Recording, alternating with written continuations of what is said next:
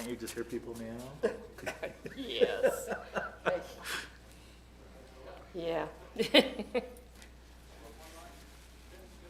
we know who's assigned to go to the top graduation? Because I I'm not am. available. You I am. going? I Okay. think I am too. Yeah, I think we got those ready, I Joe. think it's me. This is a very nice invitation. I wish I could attend. Thought it was nice.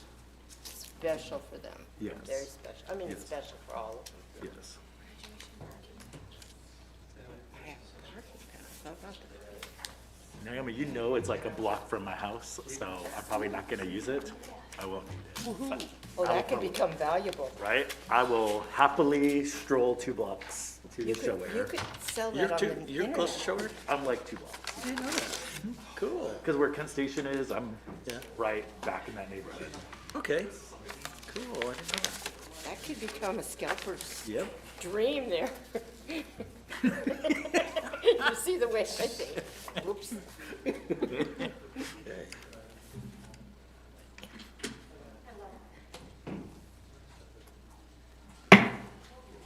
Good evening. It's 5 o'clock, and I'm going to call the meeting to order. And I want to welcome everybody from afar and that is here in person. This is a special meeting of the Kent School District Board, which is held in public to comply with the Open Public Meetings Act. This work session will take place for approximately 2.5 hours. And I'm going to just do some housekeeping. Director Farah is on our Zoom camera here and tuning in, and Dr. Jewel Harmon, our Chief Accountability Officer, is also on Zoom, and they will be attending that way tonight. And we're on to 1.03, the roll call. And I'm going to call the roll of the board members.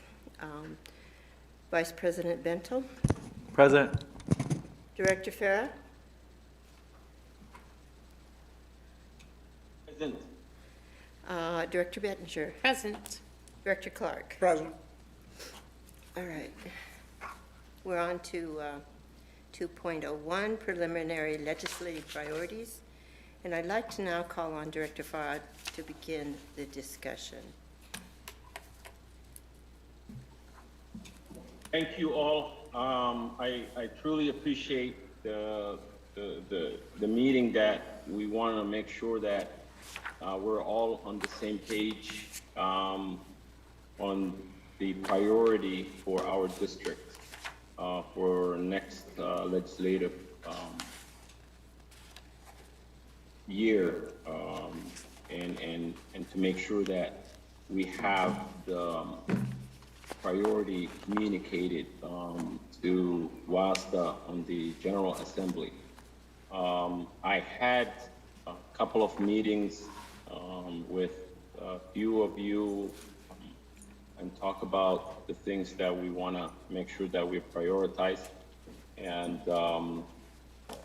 Ben has given me a sort of like a rundown. But what I wanted to do was, and I'm sorry that this didn't happen before this meeting, was that handbook from WASDA to come out, and kind of we could have done the work earlier so that we could have taken advantage this meeting to be a little bit more productive. But I really want to hear from you mostly to know what are the things that you feel are a priority for our district.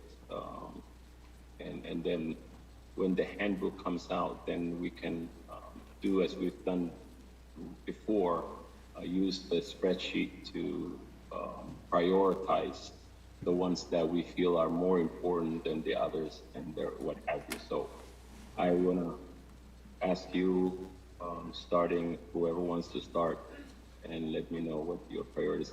I also want to make sure that I tap into the knowledge of Dr. Harmon and make sure that he also helps us direct this much better than we would know. So I really also want to ask Dr. Harmon to chime in the most. I am Good evening, members of the board, President Hamada, Superintendent Vella, Ms. Antello. I am going to respectfully decline that opportunity, but encourage you all to have robust conversation about it and just say that the legislative priorities that the board puts forth have always been informed by interests of the district. And you all live in our community. You all are active members in our district. You all are more than active members in Kent School District. And so you're aware of the challenges of K-12 education, always advocating for fully funding from the state level so that it doesn't rest on the local taxpayer to fund the things that most would consider common or basic components of education. So any way that that can happen, we always advocate for those pieces. But there are other interests that have been interest of the school district, of the board. So as you all have talked about, I've heard, for example, Director Clark talk about the historical impact of us accommodating refugee students and other students, and how we provide resources for that. So possibly that may be an area of interest for the board. There previously an interest of the board has been around funding No Child anti-hunger campaigns, breakfast after the bell, those kinds of things for students. So any of those pieces are always good ideas. I know that you all can lead on the past documents. I know you've had multiple conversations. You said Director Farah, and I know I've heard President Hamada speak with how she spoken with other legislative officials when she's had the opportunity. So I would encourage you all to rest on those conversations so that you all can start there. And if you have any questions, I'm more than happy to help, but this is absolutely where you all start. So.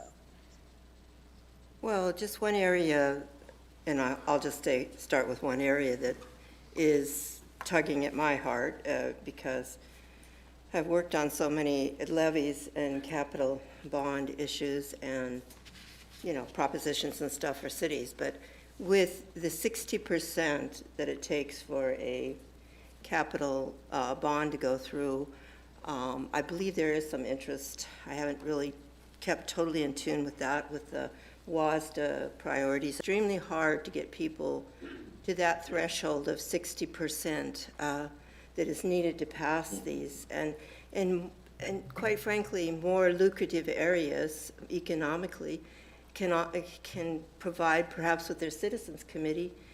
Not that we haven't had a really great group of people, but it's been a small group of people that have done a lot of work to come together. And this capital bond that we're facing is going to be, it's going to be interesting too.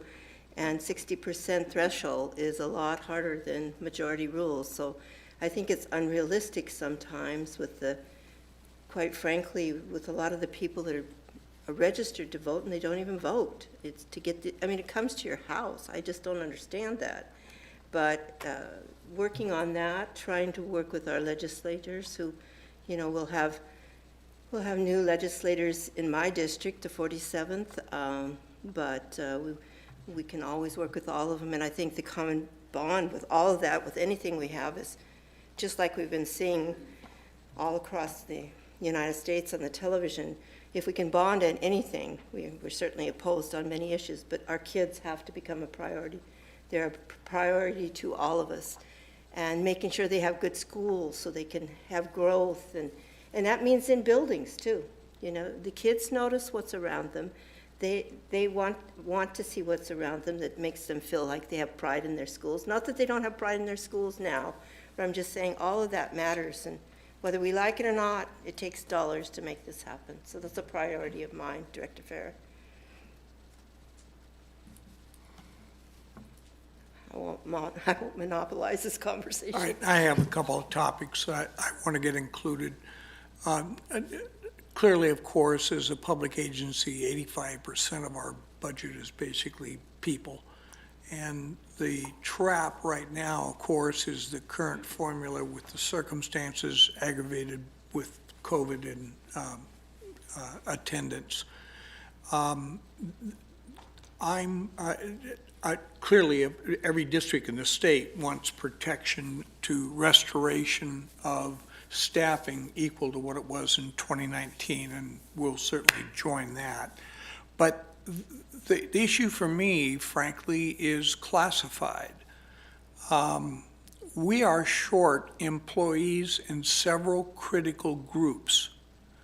And the concept that we can simply advertise and they will show up because they're well paid has not been working well to this point in time. So my question is whether we cannot get a grant program started with the state for transition of refugees into employment in classified positions in the school district in a special category so that we're not stepping on labor's toes. In other words, I'm not trying to replace anybody currently working, but it's the need for additional employees in so many different positions. Because it has multiple impacts, of which the most obvious is if they have kids and they're connected to the school district, our communication will obviously improve. The second part of it is very clearly they become invested in service in our community, a critical aspect of the role that we play in this community. And the third part is the recognition that if we get special dispensation, instead of simply employing in a single category, we may be able to get them full-time status if we can split them between other positions.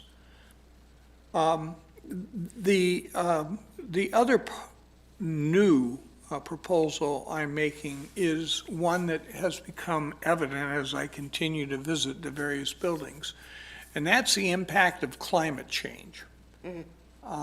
There is no question that we verbally acknowledge that there is climate change out there, but when we start to reflect, it starts to get a little scary. For instance, we're about to enter the fire season. And the fire season is much more than about forest fires in eastern Washington. It's about air quality right here and the question of the challenge that that brings to our current buildings, particularly our older buildings. Yep. But the last part of it is without a study to actually look at the ramifications of what school districts are doing, by the time you get around to recognizing that there's unusual damage that's not sustainable, the bill that would grow as a result of that would be absolutely stupefying. So we need to acknowledge where we're at, and we need to ask for resources to at least begin to acknowledge what types of repairs, maintenance, and so forth that we have to have. Thank you. For me, I had a list of things because I do. I did think about what our conversations the last few meetings about arts education, what that looks like, and how the state can fund it more, and thinking about what that would look like, because we have such talented students and making sure that all students have access. I still think about at the National School Board Conference, where that school in outside LA, where every elementary kid took music, like every elementary kid played an instrument, thinking about how that could be beneficial to our students. I did have facility modernization as a thing on mine as well, looking at what we can do, I know we're gonna have a capital projects planning update, but just like the inequities between the buildings are very vast. And students always know who has it better than them. And so thinking we wanna make sure that everything's equitable across the board when it comes to technology, facilities, and just even what's in the facilities too. I know there was discussion last time, but I think we need to focus on renewable energy and I know we heard about the batteries on the electric buses, but I don't care. Like, I'm always going to advocate for clean energy and what we can do to support dependence on fossil fuels, what we can do, like with solar power and wind power. Like, there's so much we can do in the Puget Sound for that to modernize our buildings and just use renewable energy. So I'm wondering if there could be something we could look into that. And then also, the more I work with my students on personal finance, I think that it's not a requirement at the state. I think there needs to be somewhere that personal finance, there are personal finance standards. I know several districts used to do that, and then that kind of went away, but I think it's coming back again. I think that we need to encourage the state / OSPI, whatever, to adopt personal finance standards. I look at several districts around us are already mandating that, including Puyallup just passed that at their board level to mandate personal finance through CTE, which I'm always going to advocate for CTE. And then various other ethnic studies, and I know that's been a push at the state level, but requirements related to that. And I know there's some conversation about comprehensive sexual health education based on referendum that passed, and looking at making sure schools are passing curriculums that are comprehensive and science-based, factual-based sex education. I think is going to be really just anything when we look at stuff that will benefit our students and facilities, renewable energy, going back to climate change impact, because that's very important, and things that we can do that will support our buildings and make them facilities that are modern. So that's kind of what was on my mind. I'm going to echo what Dr. Harmon said about we have a lot of unfunded mandates and things that we need to pay for, so that would be top of mind as far as money and finance. I agree with buildings as well. That's one of the things. I went to some WASTA conference breakout session, and they talked about that's the first thing a student notices is their school and their building and their surroundings, whether they feel supported or not. So that's important. And then I pulled up the WASDA has a one pager of 2022 legislative K-12 priorities. And so here's their headings is improved health and safety for students and staff. So that's increasing access to free and nutritious meals. That usually comes up, and that's usually one of those that I'm an advocate for. And safe and healthy buildings, which is what we've been talking about. Support for special education programs, now more than ever, especially with the impacts of COVID. And just to kind of feed off what Director Clark was talking about too, getting more staff in here. Having a lack of paraeducators has really impacted our special education programs. So any of those bills I would support. Increasing the access, funding that reflects current reality. Again, that's that stabilized funding to maintain staff and programs, and absolutely the arts. And again, I just think I can't believe in our district that we have secondary schools that don't have choirs. I can't believe it. So, and that starts, you have to start at the middle school that feeds in. And even if it's like 10 kids, then you build it up. So the money to do that is very important to me, because I think the arts builds empathy. It's also history, it's math. Studies have shown, to go back to what Vice President Beno said, studies have shown if you participate in music, your math scores typically will improve, because that's part of it. Choir isn't just singing, they learn theory, music theory, and it's a lot of division. It's a lot of timing. It's all that. So equitable and ample resources to implement basic education, definitely enhance infrastructure. I also don't want to forget that when she was here, Director Vengadassalam had a bill that she put forth about funding for board director positions. It wouldn't impact any of us because of our policy, but making it, and I can't remember the number of it, but it was to make it more accessible for people of color, and to help pay for childcare and things like that as well. If the rate paid to a board director was more, it would maybe have increase the opportunities for people. They would feel like they could participate and they'd have the funds to do so. So, yeah, that's it. Arts, Yeah, it was 1833. yeah, yeah. So, yes, so that, and arts, and fully funding everything that I can't believe, it's like, if they're gonna pass a law, they need to fully fund it too. It has to be part of it. I can't believe all these laws that get passed.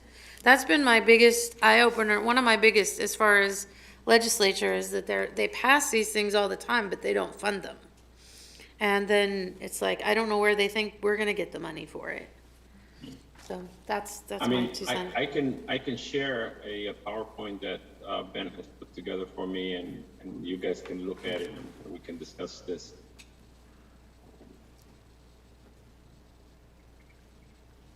If I can find how to share. Can you guys see that? Yes. Yes.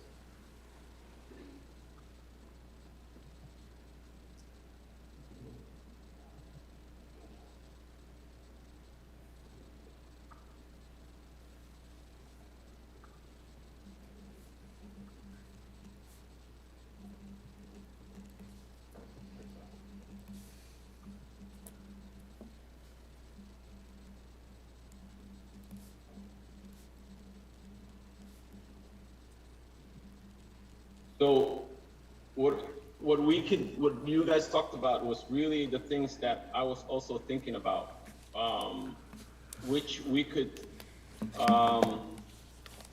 go with other districts who are through the same thing that we are, and the need that they have to have, for example, you know, the buildings, the art, making the bond simple majority, you know,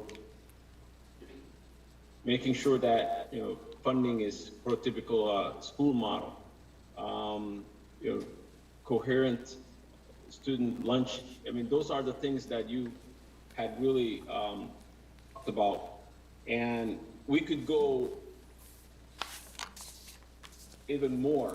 What I like to do is we can have priorities that are the same priorities with other school districts, but also I want to have priorities that are unique to us, so that we can talk to our local legislators and let them know what our school district priority is, and then we could utilize and communicate to WASDA that we want to join in with the other school districts and what they are also advocating, and which also touches us the same way that it does to them. So I just wanted to also let you know just now that while I was on this call, that we found out that WASDA has released the handbook. So what I would like to do is I would like to do the same thing we've done before, go down and just download that book and put it on a spreadsheet and send it to you, so that you guys can, you know, mark it as what priority that you would like to give. Wally, Director Farrar, excuse me. I just want to say that one thing that I've learned from going to Olympia and testifying quite a few times is legislatures, representatives, or senators really try to gear, and their attention span will be on about 3 items. So you don't want to come in with a laundry list of things, because pretty soon they tune you out. And when Maya and I, or Director Van de Gosselen and I, went to Olympia with our kids a couple of years ago, when we were able to do that, they really listen to young people. If you want to go into a Senate hearing or representative hearing, when the kids come in, they just tune up. So of course we want to, if at all possible, incorporate that, and it helps the kids learn about civics and everything else too. So I would encourage whatever we do, we don't get into a laundry list. We pick some priorities and really get behind it. And I'd like to see us have a lot more presence up at Olympia. You know, they're going to listen to people who show up, just like anywhere. I apologize, I misspoke. The handbook is not out. It will be released late summer. Oh. So as soon as that is released, I'll go. And I agree with you, Director Hamada, that, President Hamada, that we don't want to have a long laundry list to our legislators. But the strategy I'm trying to get is that we can talk to our local legislators and communicate to them with, like you said, you know, maybe 3 priorities, but then join with WASDA, the rest of the school districts, to get the priorities that affect all of us. So if we can identify 3 things that we feel that we can communicate to our local legislators, that would really be great. Well, and one thing, Director Farah, is that, you know, I've kept my involvement for many, many years, not actively really engaged with the PTA, but somewhat. And the PTA in this state is very strong. And if we could connect with our own roundtable PTA, where all the people that are heads of their various PTA have, if we could get them attuned to that, we come in there not only with our district and districts behind it, but you come in with the local PTAs and get them to buy into it. I mean, that's, I don't know if anybody's thought about that, but, and I do know, I mean, this is not really our issue, but it is our issue, that they're in the roundtable here, they would like to see issues where it's more equitable in the PTAs, because a lot of our schools don't even have that representation. And how does that look like with trying to bring in a different population into our PTAs? And is there some way that, you know, the state can get involved in that too? They've been talking about that, so I just thought I'd bring it. I know that's not exactly ours, but it's something that's important to the PTAs. But I agree, like bringing in partners, like even labor partners, and I know that there's always disagreements with labor partners, but like if labor and the district can get together and say, you know what, we support these 1 or 2 things together, I think like the legislature would be like, wow, like unions and districts are usually at odds, but wow, they're coming together to talk about these 1 or 2 things. Like I think it could, and bringing in PTA and other like-minded partners, I think it's actually a smart thing. If I take a moment, Director Farah, to reiterate what President Hamada and Vice President Bennell just said, I think that's a great idea.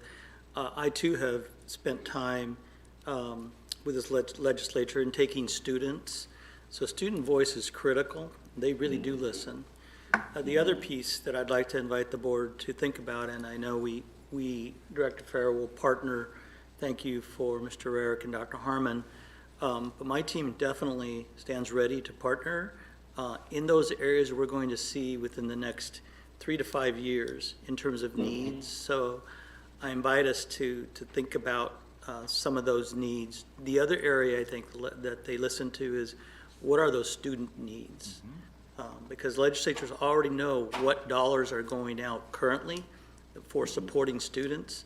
And I know in the past we've been able to be successful in redirecting some of those dollars to where those needs need to be. And I'll just give you an example of the Learning Assistance Program.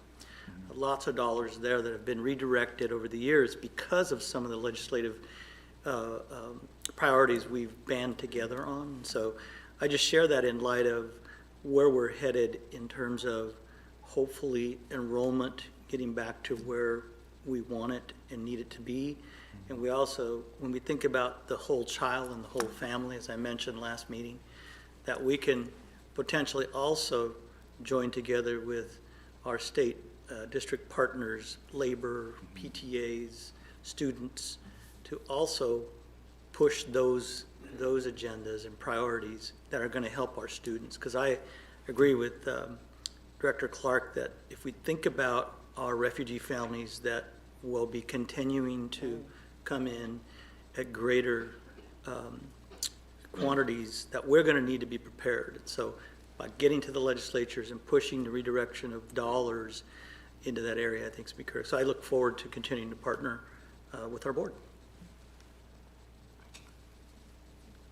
You know, I just wanted to, you know, reiterate that, you know, we're the most diverse district in the state. So our needs are very unique. And as Dr. Clark, Director Clark said, we have a large segment of our community that are refugees, which require more resources, especially in the ELL program. So I want to have this conversation going so that we can communicate that to our legislators.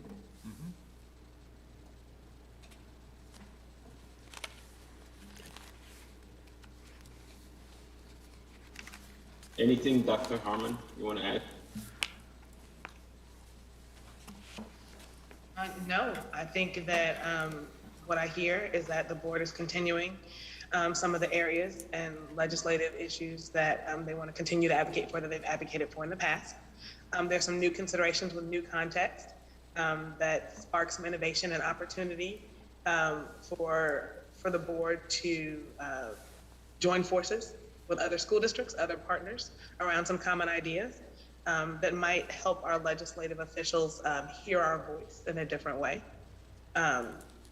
I think that might be powerful as well. So I definitely think that now's the right time to start too for the board, because we have an opportunity over the next several months to have a very tight, streamlined and plan, so that whenever you all happen to be in the presence of a legislative official, whether it be at the Capitol or downtown, they happen to ask you to meet, you can pull out the priority list for KSD and start that conversation wherever you are. Yep. Because there'll come a time too where they will, after a while, they will send emails. Their office will start to email you about things that, you know, so you will have multiple opportunities to advocate. So having that ready and starting that work out. So, thank you all for doing it. And I realize this is a part of our topic too, that we really need to get back to having a student voice up here so they can also, you know, advocate. We haven't been able to do that because of probably the pandemic and stuff, but we need to get our student representative back up here with us. That'd be helpful in all this. All right, it's 5:30. Director Farrar, did you have anything else? No, I just want to say thank you all for that robust discussion, and I want to continue this discussion and partner with other like-minded districts and what have you. Thank you so much for your work in that area too, Director Farrar. It's greatly appreciated. Now we're on to 2.02, policy work session, and I'm going to call on Interim Superintendent Vela for introductions. Thank you, President Hamada. I'd like to call on Dr. Harmon, our Chief Accountability Officer, to lead us off in our policy discussion. Dr. Harmon.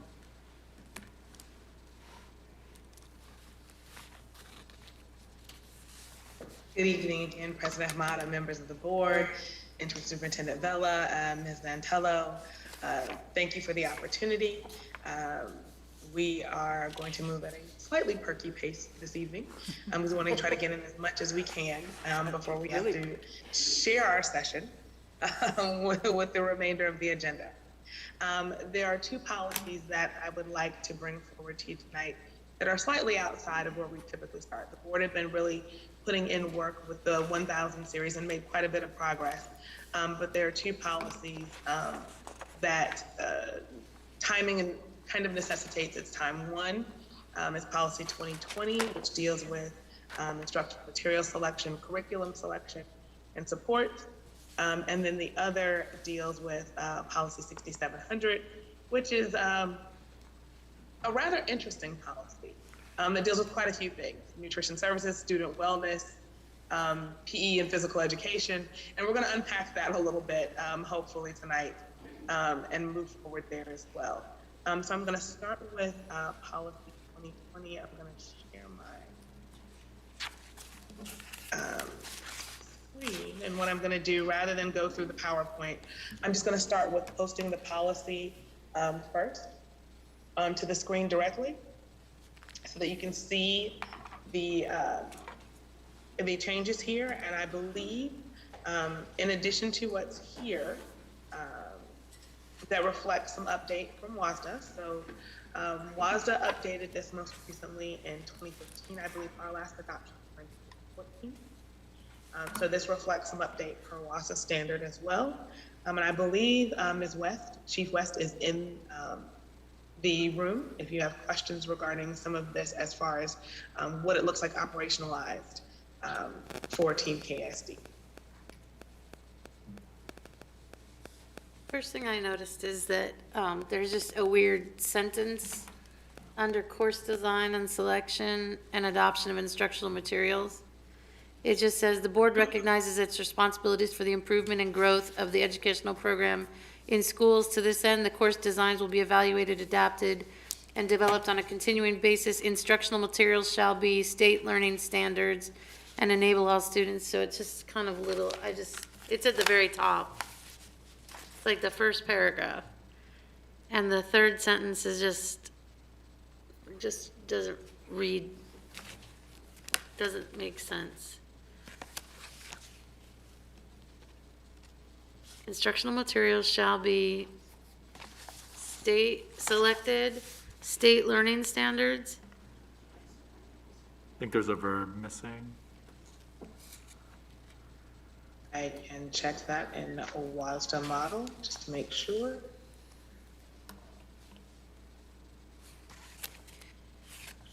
For me, To ensure alignment with state learning standards. okay. To ensure what? Alignment with state learning standards. To ensure alignment with state learning standards. Yes.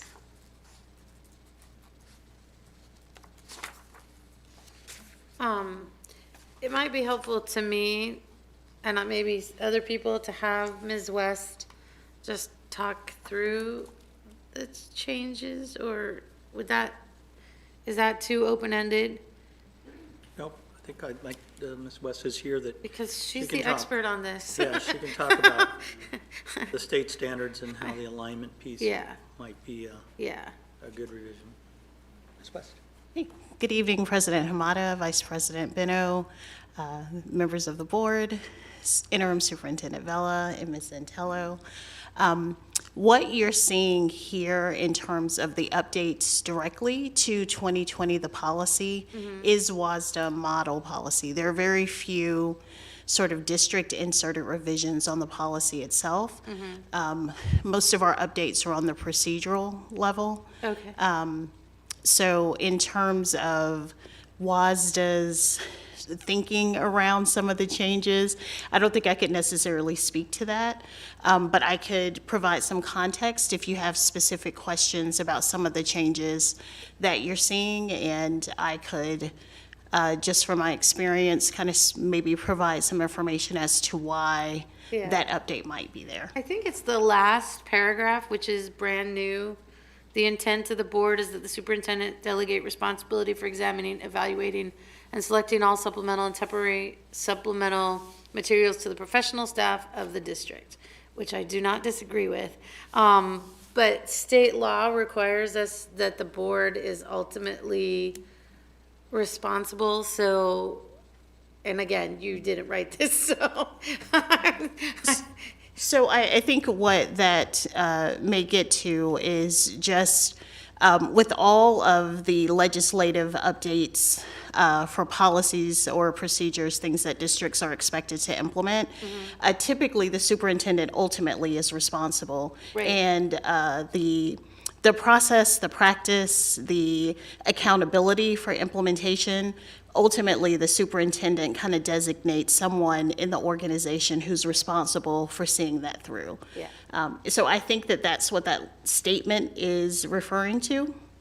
And so probably where the most changes are, like you said, are in the procedure. In terms of any sort of KSD specific lens? Yes. Yes. Yes. That was gonna be my question, because I don't see the procedure, I see the policy, and I noticed that at the top, where it talks about legal, it links a lot of RCWs with, where was it? Tribal history and culture, sexual education, or sexual equality, et cetera, et cetera. But like in the policy itself, there's nothing that says equity, nothing that says, representative of the community. Like I feel like it's very odd if this is a WASDA new policy that those things would be missing. I understand that probably is in the procedure somewhere, but I feel like that should be in the policy, that the materials we select should be representative of our communities, they should be equitable, they should have positive representations of people and events in history. So I find it odd that that's not in this WASDA policy that we're adopting. So I think what you'll find in some of the other policy pieces, like you'll have one very specific for social studies, one very specific for physical education, where you'll see some of that language show up around what those requirements are. However, I think the purpose of our process this evening is for the board to take a look at what the recommended changes are. And if there's language we'd like to see incorporated in that policy update, I would encourage the board to kind of share that. And I think that that's a part of the cycle of this process. Dr. Harmon, certainly correct me if I'm wrong, but I think a part of this process is you provide input on what you might like to see included in the policy, which again is different from what might be mapped out in the procedure. Perfect. And then I would make that suggestion somewhere in this policy, that if we have a policy called course selection, or where is it? Course design, selection, and adoption of instructional materials, that we put something in there that is representative. We want our materials to be equitable and representative of our community, or however that sounds, or however that will look. But I think that should be somehow Yeah. captured in this policy somewhere. It looks like Absolutely. it would be easy to add it. I just saw a good spot too. So I took away the sorry, I don't track have it. changes just Yeah. to make it a little bit easier to read. So you Yeah. can see where you want to add that.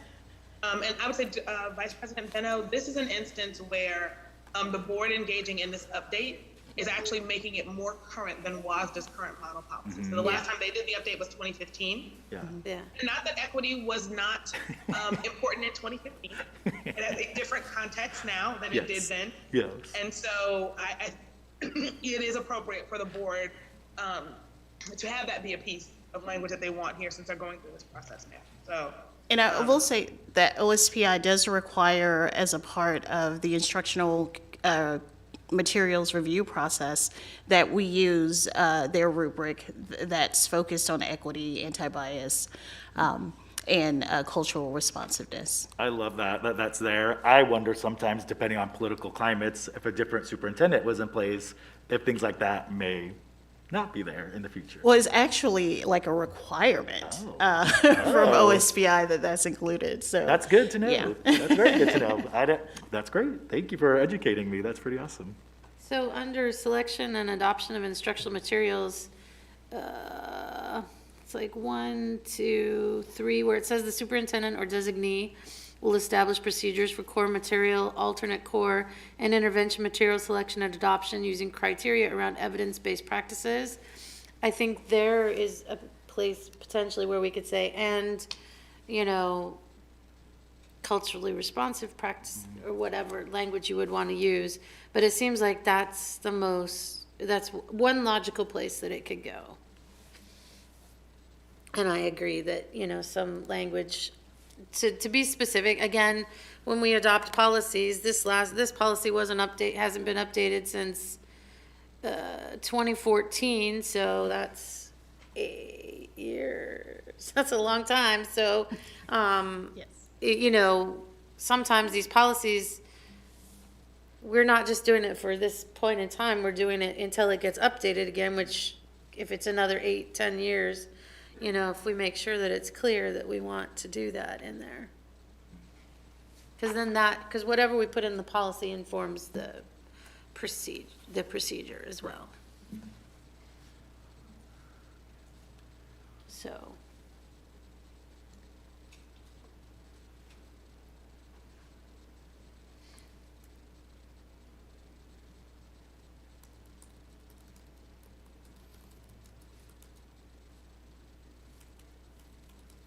And you mentioned you didn't have a copy of the updated procedure as well, so we can make sure that that's added to your materials. The procedure should be in It- It in is, your folder. it is Okay. in there. Okay. It is? Okay, right. Yeah. And yes, we provided it for informational, even though the board does not necessarily make those changes during this process here. But because we were bringing it to the policy to you, we want to make sure that you had the procedural.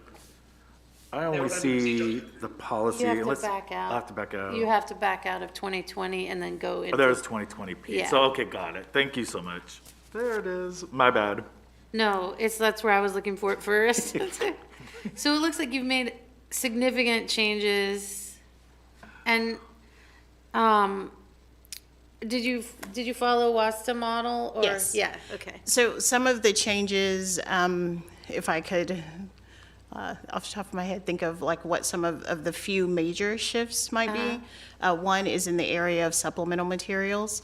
I remember Director Beno, maybe several board meetings back, asking about, you know, if a teacher wanted to use a different resource to kind of supplement what they're teaching, for that to have to go through that formal IMC process seemed somewhat laborious. It may be almost not manageable for a teacher to be able to work through that process. So one of the things that was updated in WASDA model policy is that supplemental materials can be approved at the building level. It doesn't have to go through that IMC process. So you'll see that's one of the more significant changes there. Some other pieces that we may have updated from the KSD lens has more to do with the experience and logistics of trying to implement all of the things as they're mapped out, allowing some flexibility if, for example, we're required to have, I don't know, let's say 15 teachers from every school be a part of the committee. That's just not something we could actually accomplish. We have a pretty difficult time just getting representation to fill the IMC committee and commit for the full, what is it, 2 years, 3 years that they have to serve. So you may see some language that allows some flexibility with that, updated in the procedure. And it looks like you removed the number of parents, because I think it had a number of Yes. parents and students. And it looks like and I see you've added Director of Equity, which is Yes. good. Yeah, so I noticed that right away that had changed too. And one of the, I think the most significant pieces is updating our curriculum adoption schedule, which our current policy we weren't actually able to fully follow that timeline because I think there was a hold on curriculum adoption. So what you'll see is an updated, we went and backtracked and Right. tried to identify when everything was adopted and mapped out a new sort of 6-year adoption timeline, and that's included in the updated procedure. I see. I remember you talking about this like 2 years ago, how out of date this was. Yes, so I see what you've done. You've just added the years that they were adopted, so it's Yes. historically represented.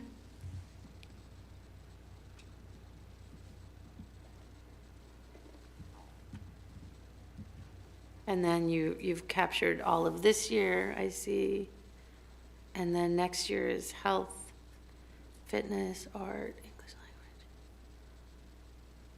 Awesome. And I think having this forward-facing also helps with recruitment Right. each year. Right. You know, if folks who represent those areas, if they really want to be a part of that conversation, they have the opportunity to plan for that.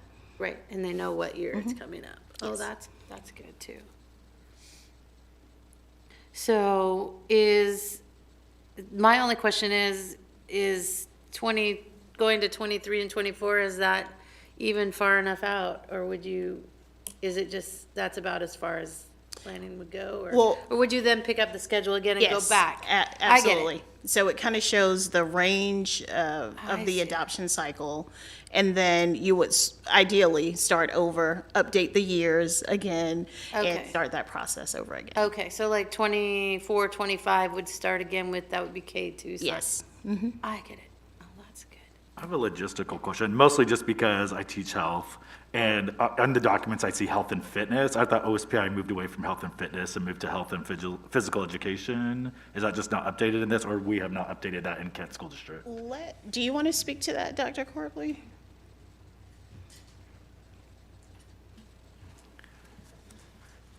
Because I feel like when I was on the committee, they made that change. When we did the new standards for health and physical education, I think we moved away from, I thought, I could be wrong. Yeah, I think terminology just hasn't changed in Kent. We can certainly update that to physical education. There is some combination at the elementary school as a health and fitness combination rather than the designated at the secondary where it's a health class and a physical education class. Okay. I was just curious, because I mean, we might as well be consistent if we're going to do that. So Thank there you. is a lot coming up next Yes, year. there's a lot, there's a lot. Yes, and one other thing, and I'm not gonna hog the airtime. One other thing that's what is reflected on this adoption schedule that hasn't been reflected in the past is really pulling up all of our programs on the schedule. So really looking at our CTE programs, looking at our inclusive education replacement curriculums, so that those pieces are not left off of like this ongoing routine progress monitoring updating cycle that we do for all of our other programs. So that's kind of embedded in this new schedule as well. Awesome. Love it. Great. Okay, I am going to take a seat. If there are any other questions, just feel free to. I have one last question Okay. before you leave. Is there anything like on the WASDA model policy or on the procedure that you think is missing? Like,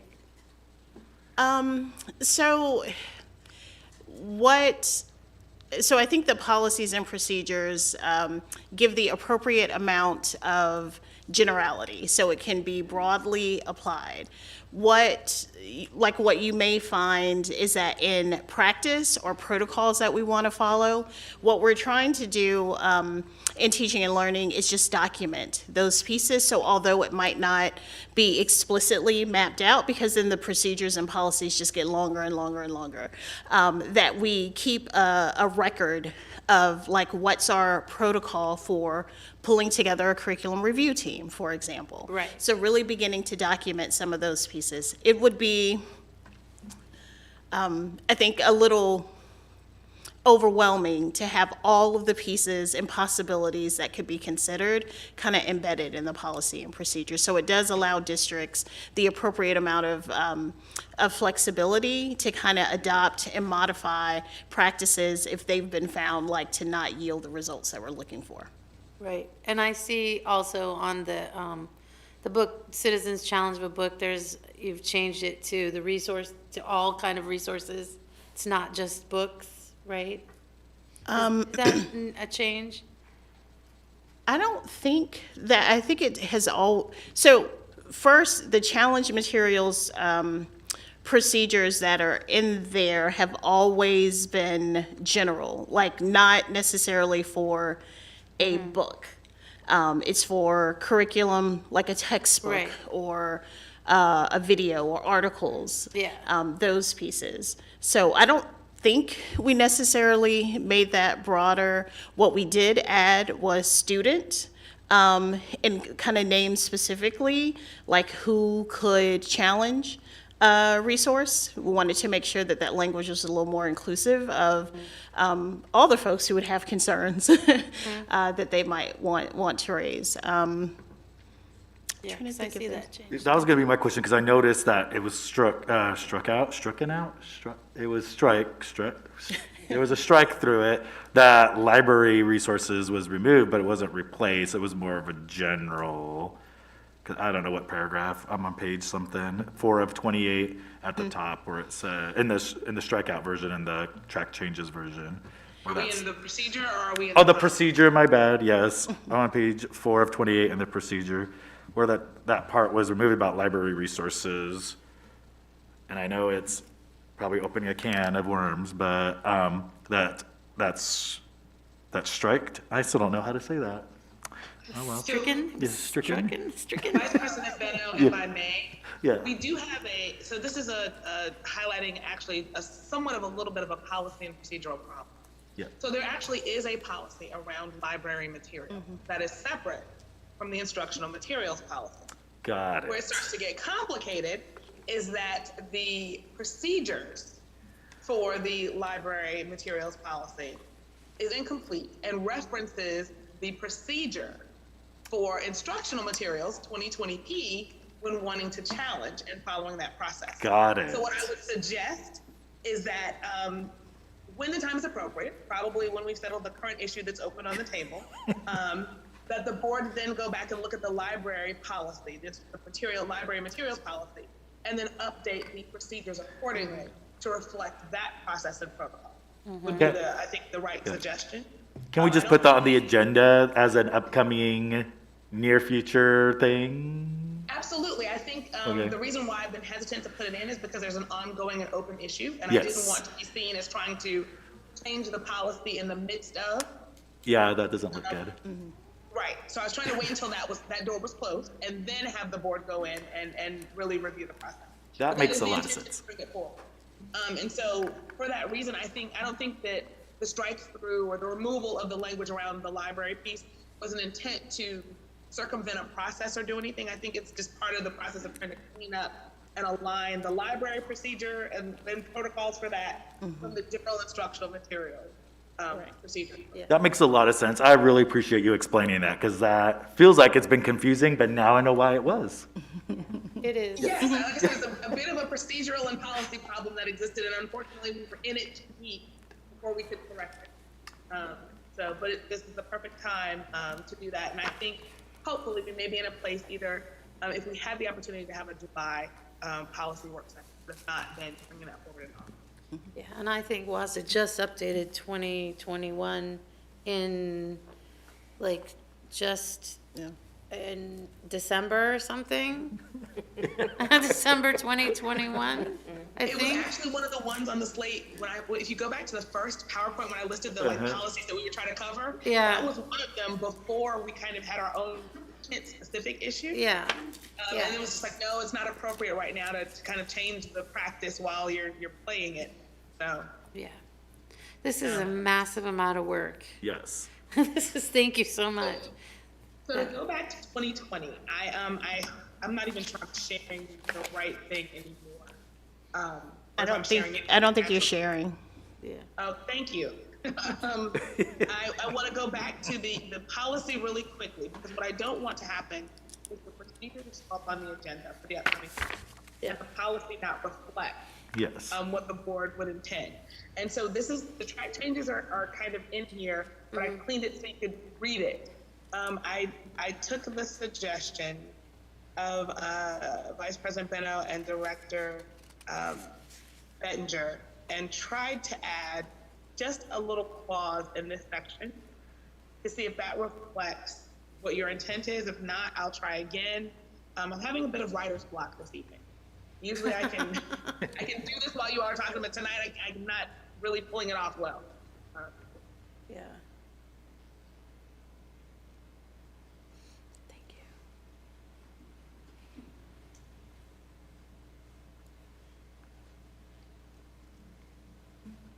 I wanted to take a moment to thank Ms. West and Dr. Yes. Yes, for their thank time today. you. Thank you so much. Appreciate it. I appreciate it very much. Does that reflect?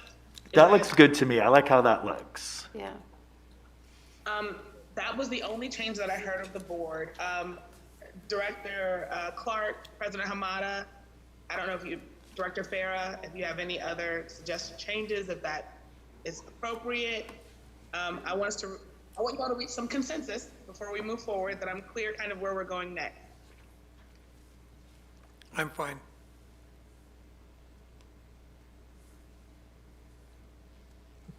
I'm good too. I've nothing to add.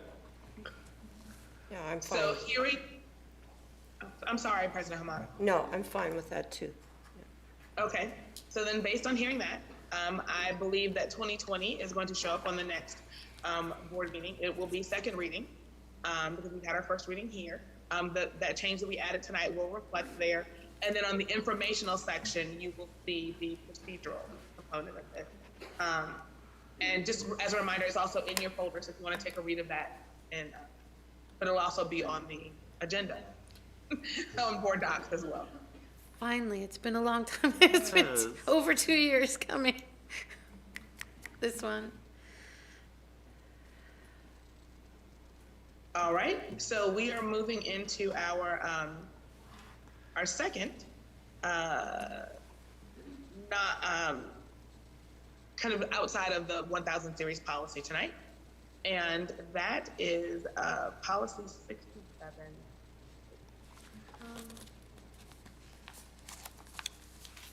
And this one is quite interesting. So interesting, I think I actually gave you all a little bit of a preamble about this and that it was coming. It is entitled Nutrition, Health, and Physical Education. It lives in the 6000 series, which is interesting because most of the 6000 series has to do with financial operations, other business operations of the district, not necessarily student-focused and direct student touch or direct support. Would typically either live in the 2000 series or the 3000 series. So that in itself is a little bit odd. In addition to that, it combines several things that could probably be 3 separate policies in itself, not one large policy. The updates that exist here reflect a couple of things. So one, there is some question that is just unclear when it comes to staff around the intentions of physical fitness, health, and PE, and what the board intends. So there's what the law details, and so the law requires that, then this was WASDA's most recent update, that school districts were no longer allowed to withhold physical education classes in terms of, for secondary students, middle school and high school, they actually have physical education classes, or have the opportunity to engage in that way in a formal way. Elementary students don't typically have a full physical education course. And so to that end, it is not really clear in the policy and leaves it open to interpretation whether or not that can be withheld, because technically there is no course, not being withheld. It's not being, when students are offered the opportunity to have that outdoor activity, typically it's done and supervised outside of instruction for credit. I believe that our principals, our schools are following the law. They're not withholding those classes for punishment in a formal way. But the other piece is open to interpretation, and so to ensure that our schools are handling this consistently and every child has the same experience, wanted to have the board have an opportunity to kind of discuss that piece of it and express their intention, because I think there was a bit of some concern or question about that piece, so thought we'd bring it forward there. And then once the board has discussed that piece and made their updates, then we'll move to the second piece of 6700 that needs to be addressed.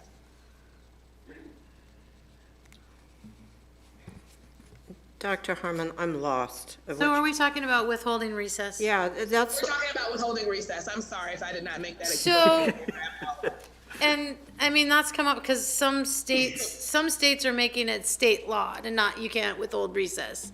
And so, in this, in this policy, it says recess, which will not be used or withheld as punishment for any reason. And I remember when we worked on this policy, what it was like, we talked about no more push-ups as punishment. Which was, that was always bad for me. So here, But recess, we don't have recess for any other schools except for elementaries, right? You don't have, Yes. so it seems, to me, it seems like we're ahead of the curve, like WASDA was ahead of the curve, because some states are making it, they're making it state law to not let's withhold. unpack this just a little bit, and here's where we got into its interpretation. So it's not, so yes, the bullet in that section, it's on the screen, says prevention It says, and will provide the following, and it lists this, and it says, one of the bullets, recess will not be used or withheld as punishment for any recess. The problem is that the paragraph that leads up to those bullets is actually describing a formal program that schools have the opportunity to adopt if they choose.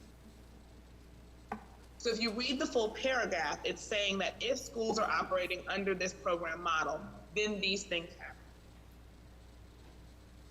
Therein lies the space for interpretation. Yeah, Because if a school is not operating under this model, then it could be implied that they could withhold recess as punishment.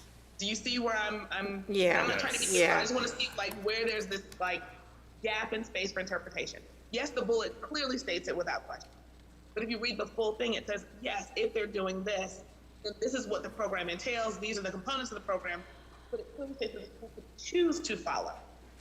I think that is horribly confusing to our public, though. And our schools, to be fair, I would say Yeah. our administrators and leaders. And so that's why I wanted to just say this is an opportunity to clean this up and make it clear. If it is the intention of the board to not withhold recess as a punishment, we can make that very clear. Because there's only another place at the very beginning where it talks about recess, right after the introduction, the second paragraph, and then there's a space, and then the wellness policy. Is it possible that we can mention recess there again and say something to the effect that the board or the district believes in not withholding recess for punishment, et cetera, and put it there, since it mentions recess in that paragraph, in relation to lunch, that we can put it in another paragraph afterward and mention that we don't believe in that, and still leave it below in that special program as well? I think that actually is a very good idea to just clearly state up front the board's intentions. And then it still leaves a space that, yes, if you want to adopt this type of program, these are all the components of the program as they state at the bottom, kind of pure. But our district, our board's intention is stated very clearly at the top of this policy. You don't have to read, kind of 7 pages of text to get to whether or not recess can be withheld or not. Yeah. I mean, since other states are making laws that it can't be withheld, I think I don't know, just I've volunteered a lot in schools, and it seems like the kids that get recess withheld are the ones with ants in their pants that need to get out there and get moving. So it would be my preference to move that bullet up there and just make it clear, I think that's a great spot for it. And just say, recess, whatever that says, and take that out of parentheses, actually. Recess will not be used or withheld as punishment for any reason. I'm troubled by that. The great problem I have is elementary time is highly restricted for a variety of reasons. And the problem is not just an ordinary class day. The problem is when a student has been gone for some time. So let's say they had to go to California for grandma's funeral, all right? So that was an emergency, they had to go, they went. Now the question becomes finding a way for the teacher to basically try and hold a conversation with the kid with the materials in front of them to try and catch them up in terms of where they're at. And the way this policy reads, my fear becomes that to use recess time in that particular, which is a constructive manner and tightly tied to instruction purposes, suddenly becomes, you can't do that.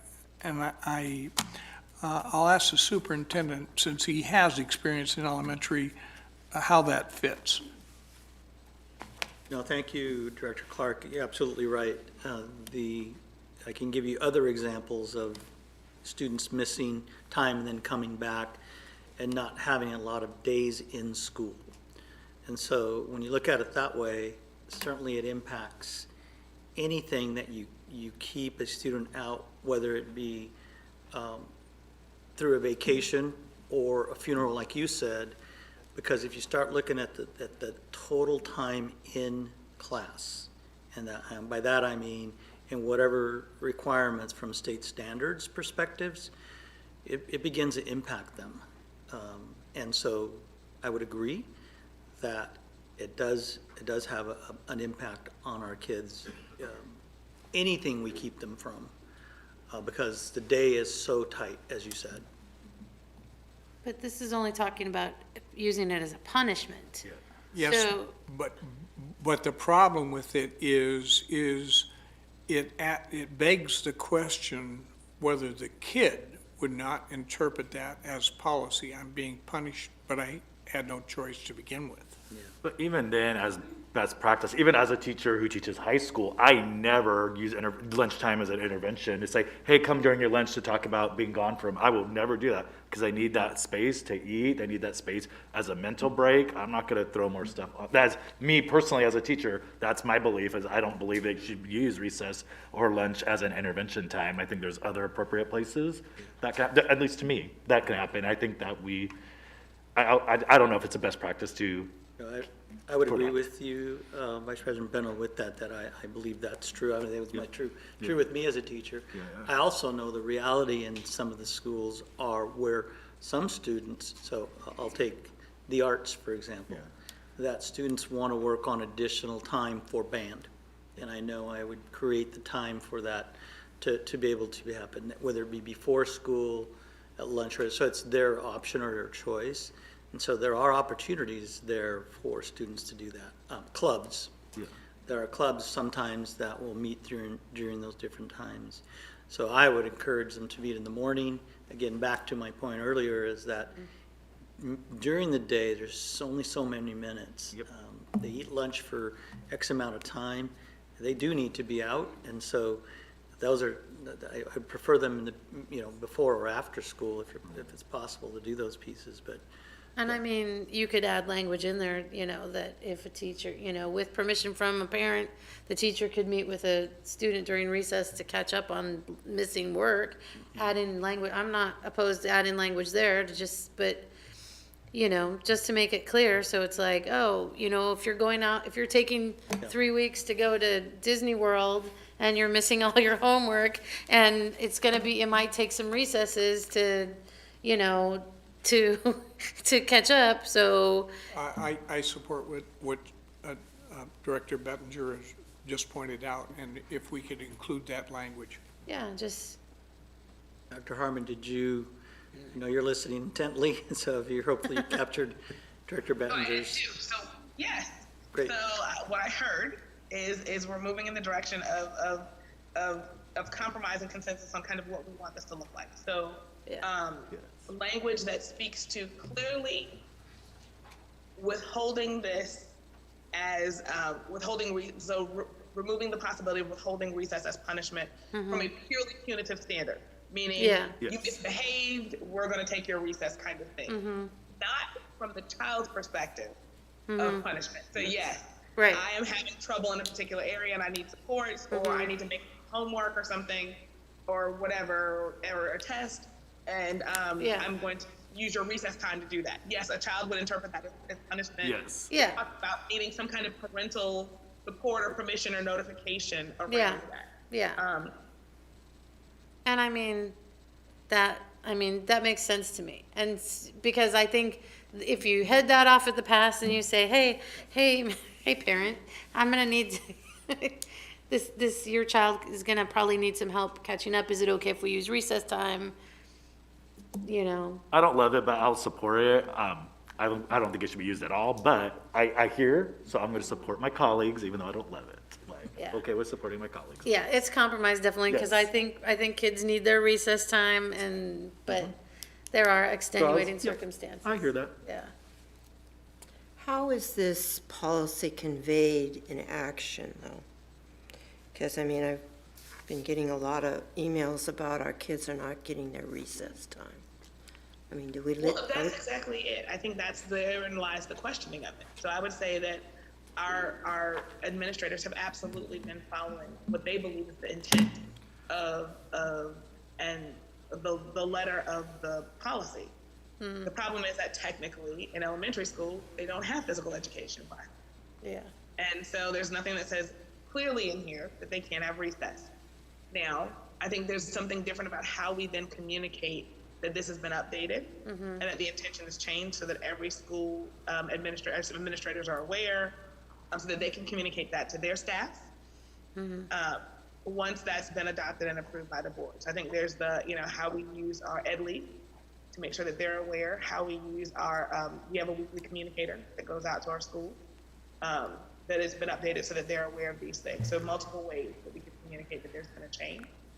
Again, so the intent is that every student have the same experience. So just to not muddle the waters, and I'm thinking out loud. Just one second, Director Benninger. I want to follow through with my question here. That I'm getting confused here again, and I've been trying to read this over and over again, but I understand that physical education is very different than recess. So why are we tying these under one policy? That's what's confusing to me. I can't get over that because recess is recess for elementary kids. I don't understand why it's under here with state standards on physical education and all that. To me, it doesn't even fit in here. To me, that's what the confusion is. If you want to have a recess policy, it should be a whole separate thing. I don't like this, the way it's done. I'm just going to say that. Because I can see, if you pick out this thing, people are going to pick out one sentence and say we're not following it. And if we change it and all that, I don't think it's clarifying it. I think it's even more confusing when you're adding all this. That's just my opinion, so I don't like it. Well, I will say, and I declared from the beginning that policy 6700 is quite intense and covers quite a few topics. I think having done a little bit of kind of reading just to wrap my head around it, I believe the intention under WASA was the idea of the spirit of wellness and health in general for students. And so under that spirit and that theme, I think they felt there were multiple components that fit under this idea. So there's the health, physical education, recess component of it. Then there's the nutrition, healthy meals kind of component of this.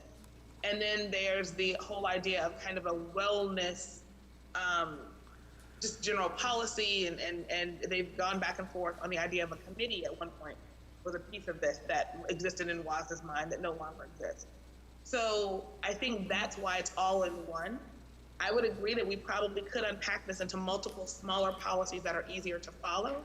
However, I did not believe that it was the interest of this board to create more policies for the district that would require update and focus. No, I'm just trying to look at this from a community parent perspective. And when I read through this, again, these policies read like a legal jargon, and you can twist and distort or have different definitions of this. And this is something that's really been a problem because I've gotten a lot of emails on it that they say that their kids are, not getting their recess time. And that's really a concern to me.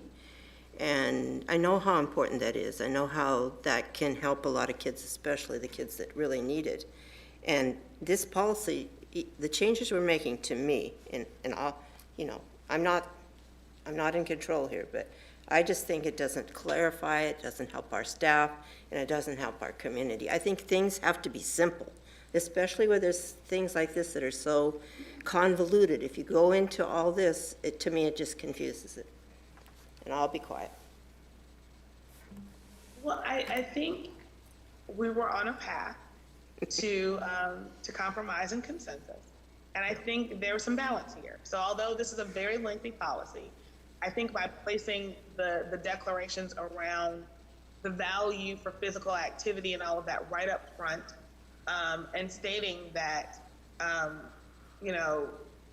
it clearly defines what this should look like for students at the elementary level, which is particularly we're having the debate right now. And then it clearly states, the board expressed intention of saying that recess should not be withheld for punishment for any reason for students. And then there's the clause that if recess needs to be used for intervention or makeup work, that parental permission is required before this happens for students. The emphasis is for the student to have their physical activity opportunity that's provided to all students. That makes it kind of clear there that recess is of value for the student to have some other activity. It cannot be withheld for punishment. That brings it in line with the law for secondary students flat out for physical education courses. So we're saying physical activity period should not be withheld from punishment. And, you know, it's there early. You don't have to read through 7 pages of debate. And so for a parent who would pick this up or a staff member who would pick this up, they're reading 2 paragraphs. So negate the first page of RCW. Unfortunately, that just is what it is. But right when they get to the actual meat of this, they're not even 2 paragraphs in, where the intention about recess is clearly explained. I always told people that when I became a social justice warrior, that I was gonna be doing all this work, like, in the streets. And what I find, and I always tell people, I feel like a lot of the work is done behind the scenes. Like, as many hours I spent on constitution, bylaws, policies, in my union work, and my nonprofit work, and here, I feel like a lot of the changes that we do have to happen here, and then we make it happen in the streets later on. But I feel like as a board, that's one of the things that we do, is like, we see inequities and we address it and we change it with policy. And, you know, we can be like, hey, don't do that, but people always say, well, this document says we can, then let's change this stupid document and then we'll make it work for everybody, right? Like, that's what I find. And I know, like, I joke around that, it's just, and my partner's always like, you spend a lot of hours on the computer. I'm like, yep, doing my social justice work, right, behind the scenes. And I know, I hear what you're saying, Leslie, about a lot of this seems lengthy and whatever, but I feel like it's, a lot of our district is run by policy and law, and I think that this is just one of the, it's not the exciting things we want to do. We want to be out in the schools with the kids, and this is just one of the things like, okay, we got to do this too. And it's all part of the work too. So I just want to kind of recognize what you said, because I agree sometimes it's very lengthy and very, I don't want to say annoying, but disheartening, but it's just like, I feel like it's a lot of where the change happens, and we are elected to kind of make some of that change happen, and that part is exciting. That's why I like being this social justice warrior, armchair activist on the computer, I feel, a lot of times. It's not necessarily where the heart is, but it's where the work is and where it needs to be done, so. Yeah, I agree. And I mean, it is a clunky policy. My only comment was, if, just for ease of implementation, I'm wondering if putting this on the June 22nd meeting, so then there's the whole summer to share this out with principals and things like that. So to alleviate any confusion and at the end of the year and things like that. Does that make sense? So it's just cut and dried so that this is on the 22nd. So if it gets approved, then the changes take effect starting in the next school year. And there's a whole summer to share that information out. Absolutely. So I would agree, Director Bettinger, that there needs to be time to kind of advertise and inform all parties of what this is. I also have to smile a little bit, because it would be absolute hopeful and wishful thinking that this would be ready for the first June meeting. I do not think we're going to be there, because this is just one component of 6700 that needed to be addressed. Yeah. And we reached consensus. There's a whole nother piece that's still, I don't think it's going to be, I don't think it's as complicated in terms of what needs to be done, but I do think we do need to discuss it with the board just a little bit. So I did provide you all some previous context around nutrition services and how they, like other components of the district, also get audited or reviewed. And in their most recent review, Policy 67 came up as one of the pieces of needing some action. So according to those from OSPI who did the review, they felt that Policy 6700, from a nutrition services perspective, did not provide certain components around opportunities to inform the wellness policy, for opportunities to what goals our district had for nutrition education or nutrition promotion, or other possible school-based activities that promoted student wellness around nutrition. I did push back a little bit with the review team, and Teresa and I, Ms. Fields and I, did kind of talk about this a little bit, because we follow WASDA model policy, and WASDA model policy does not include those components. So I thought it was interesting that they would write up that we were lacking those things when we were following what the policy actually details. So what we did was we reached out to another district who had a similar, who had a similar opportunity to update their policy. And we incorporated their language to reflect those pieces to address the need. And so what you see here in this section around nutrition standards and around nutrition is not WASDA model. It actually reflects the language of how we intend to support, advertise, encourage healthy and nutritious eating.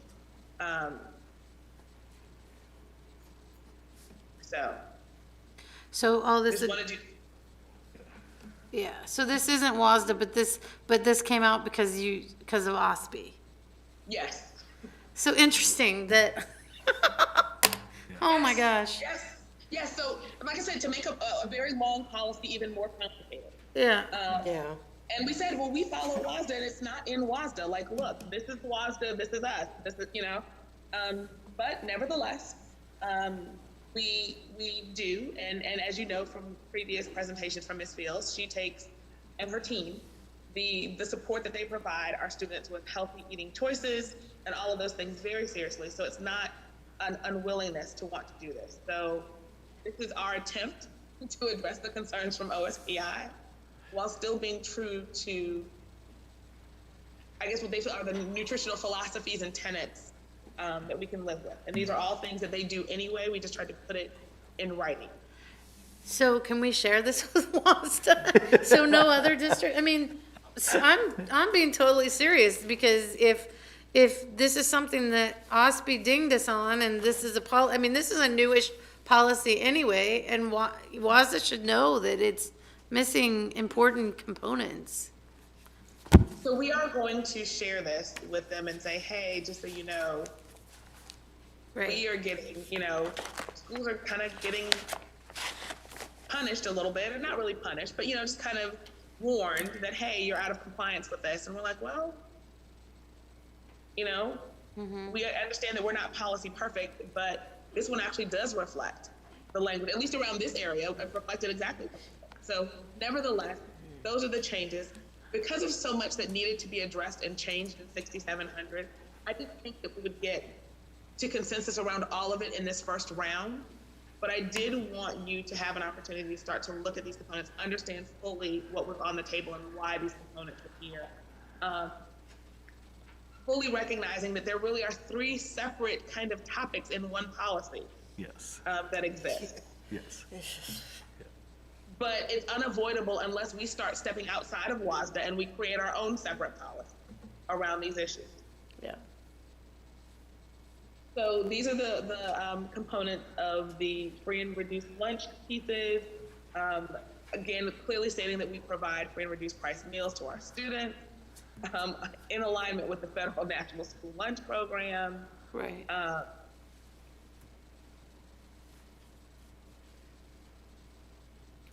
And then I see you So- struck the district through a wellness committee, because that never happened. That actually did change in WASDA. Yeah. Okay, That was not us, like that was not, we were like, well, since we're in it, we're gonna clean up and make sure every single thing is in line.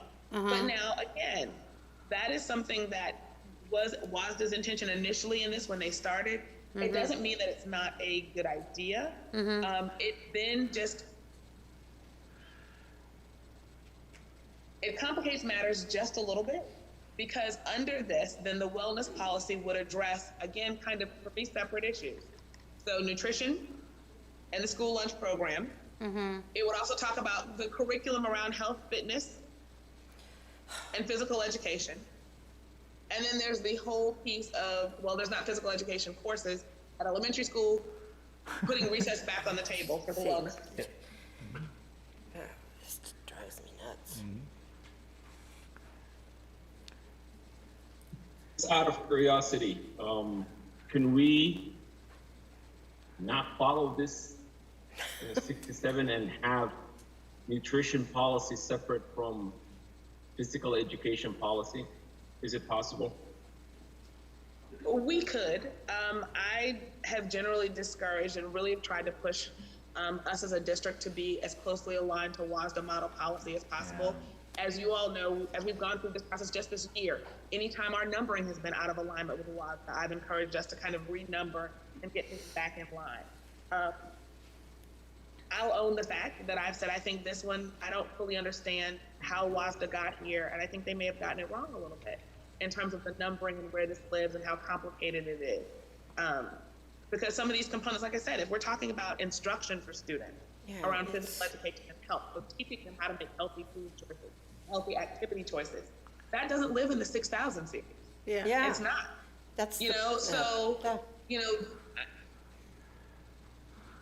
but like I said, we run the risk that if we do pull these out and then number them ourselves, when WASDA does come up with a number, suppose they come up with their own, Yeah, I see what he's saying, because then we have to look at all of our policies and kind of match what they have, their own one policy, and make the language be coherent. I have a question. Before we finalize this, is there any way to send these suggestions to WASDA?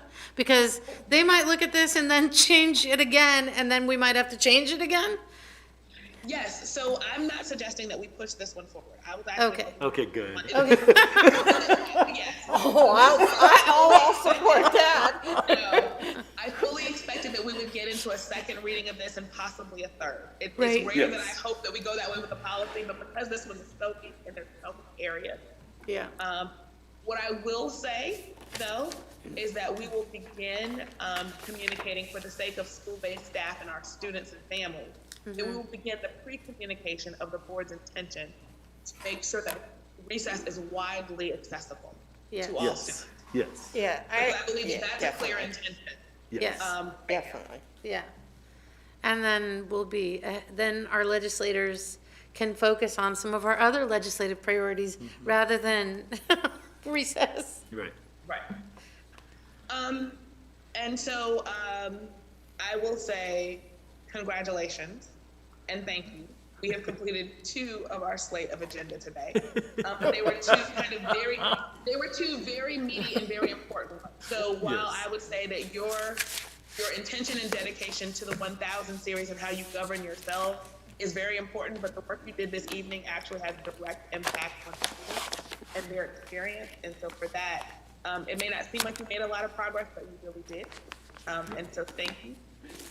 And I believe that now, just to make sure that everything remains on time, and so it's kind of a place to end this rather than start another policy. I believe it's time to transition. Superintendent Bella? Thank you, Dr. Harmon, and thank you again, Ms. West and Dr. Corbally. I will now turn it to President Hamada. Yeah, and thank you very much, Dr. Harmon. Yes. And believe me, even though I question a lot of this, I know the work that goes into it, and I do appreciate that. And appreciate other people's opinion, because believe me, I don't know everything. We're on to our 3.0 presentation on capital projects, and I'm going to call on our interim superintendent for introductions in that area. Thank you, President Hamada. I'd like to now introduce Dr. Wade Behringer, our Senior Executive Director of Strategic Initiatives and Operations, who's going to give us a quick overview of the next hour on kind of how it'll go and the areas that we're going to be covered. Dr. Behringer. Great. Good evening, President Hamada, members of the board, Superintendent Vela, Ms. Santello. Appreciate the opportunity. I know this has been a long time coming. There's been a lot of questions about capital and bonds and things like that over the last handful of months, and so we appreciate Dr. Harmon sharing her policy time this evening with us so we can kind of get in front of you and share some updates. Got a great opportunity this evening to bring Dave Buzzard, our Executive Director, Operations and Facilities, up to share a little bit about how we're doing in our capital projects.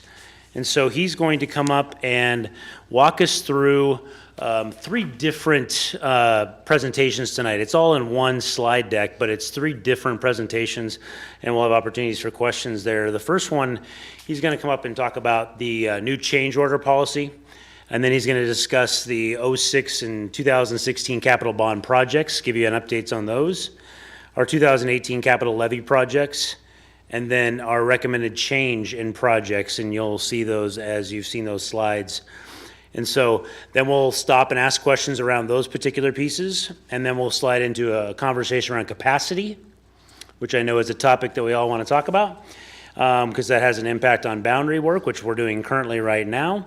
And then that also has an impact on the last topic, which is our future bond planning, our bond 2023. So with that said, I'd like to invite Dave up to start us off. I'll click in here somewhere. There you go. You got it. Thank you, Dr. Behringer. President Hamada, members of the board, Superintendent Vela, Ms. Santello. Again, it's my pleasure. This is my passion, so I'm glad to be here tonight. As part of the Nuber audit, if you can remember, we were advised that we didn't have a policy on change orders. So on February 9th of 2022, the KSD board adopted policy 6950, which allowed the superintendent or a designee to approve any immediate change order up to the project contingency. This helps keep the projects moving forward, and that way they do not get stalled.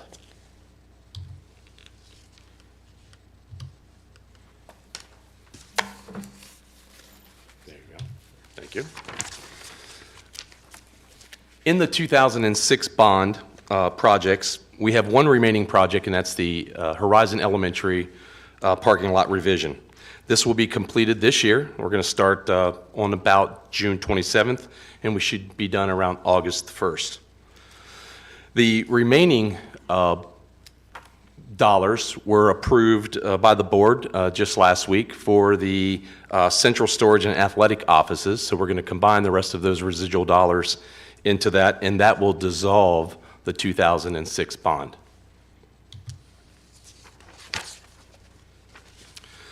The 2016 bond originally is $252 million.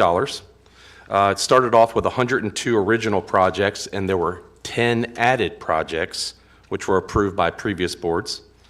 We had 3 district-wide projects shown here on the slide.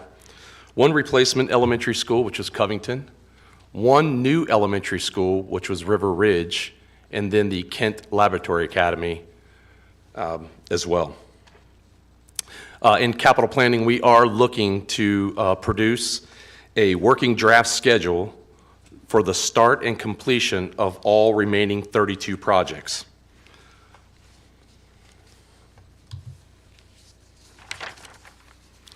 This slide basically just shows the 3 school projects that were there. Estimated cost of construction, as you will see. Covington did come in. That is a final number of about $37.5 million. And just a side note from this slide to address Director Beddoes, or Vice President Beddoes, River Ridge was built to have solar installed on the roof, and we made provisions for inverters and batteries in the main distribution center. Yes. Here's a list of the 9 multi-purpose rooms that were built. These are all completed and very much being used, and they are a great source of collaboration for school activities. Meeting places in our community has well been using them. Very beautiful. Our field projects are shown here, and the first of our field renovation started at the high school level was natural turf. And in the 2016 bond, all of the field projects were scheduled for natural turf. The capital planning team conducted a study with ratios of labor and water consumption for grass baseball fields and softball fields versus synthetic and maintenance. The data showed that lower cost yearly to maintain fields overall with synthetic by budgeting for turf replacement as needed per manufacturer's recommendation was better. The KM baseball field was brought to the board and approved to be synthetic. It was the first prototype.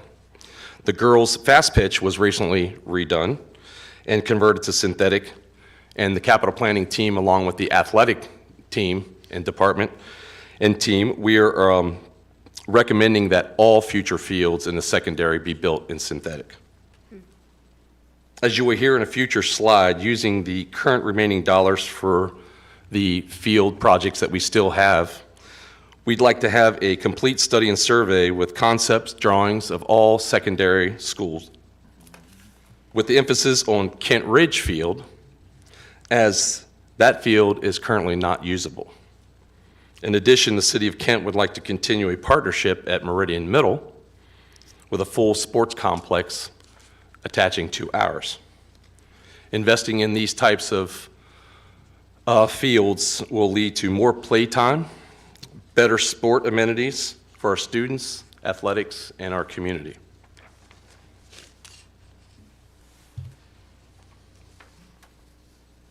Another great topic is our HVAC, or heat, ventilation, and air conditioning projects. HVAC has been a huge topic since the pandemic. There have been a lot of people that have looked for solutions, and we constantly look for solutions to better the air quality in our buildings. Air quality has been a vast focus for us in our HVAC team, and it will be apparent on the next bond measure for the list of projects that we have, and we will show you that we want to put those items into systems into our schools. Just for a point of reference, we have 30 elementary schools. 15 of them are fully air conditioned. 10 of them have partial air conditioning. 5 of them have no air conditioning. Of the 7 middle schools that we have, and this includes KPA, or what I consider Old Sequoia, 3 of them have full air conditioning, 3 of them have partial air conditioning, and 1 of them have no air conditioning. At our 4 comprehensive high schools, Kent Meridian and Kent Ridge have partial in certain areas. Kentwood and Kent Lake are fully air conditioned.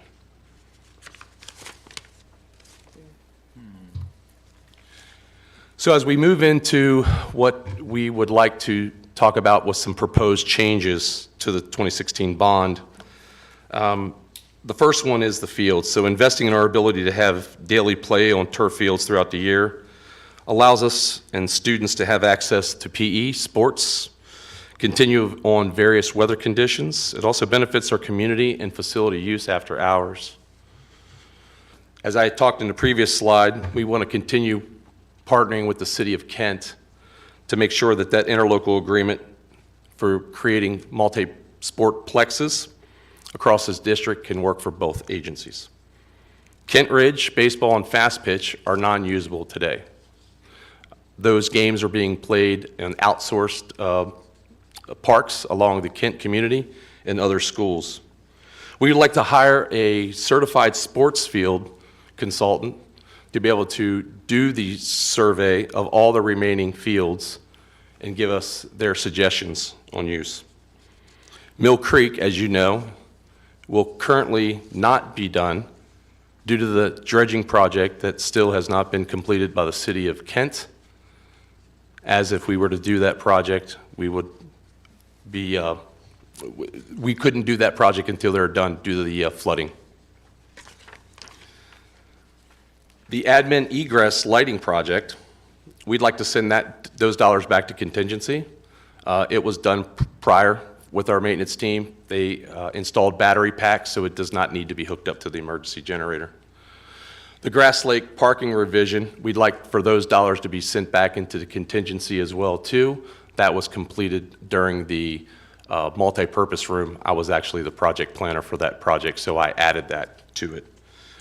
And then the Sues Creek Computer Lab, since we don't really have computer labs in our elementary schools anymore, you know, we'd like to work with Teaching and Learning and CTE and others to develop an elementary school and a middle school STEM, STEAM makerspace project.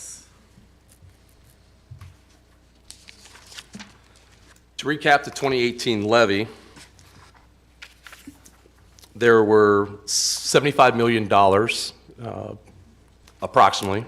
This was part of the capital construction and tech levy. We had 307 projects. The majority of the projects were the remaining deferred maintenance projects from the 2016 bond measure, and then the 5 priorities of success that were developed to create a better understanding of each project, as you can see there on the right.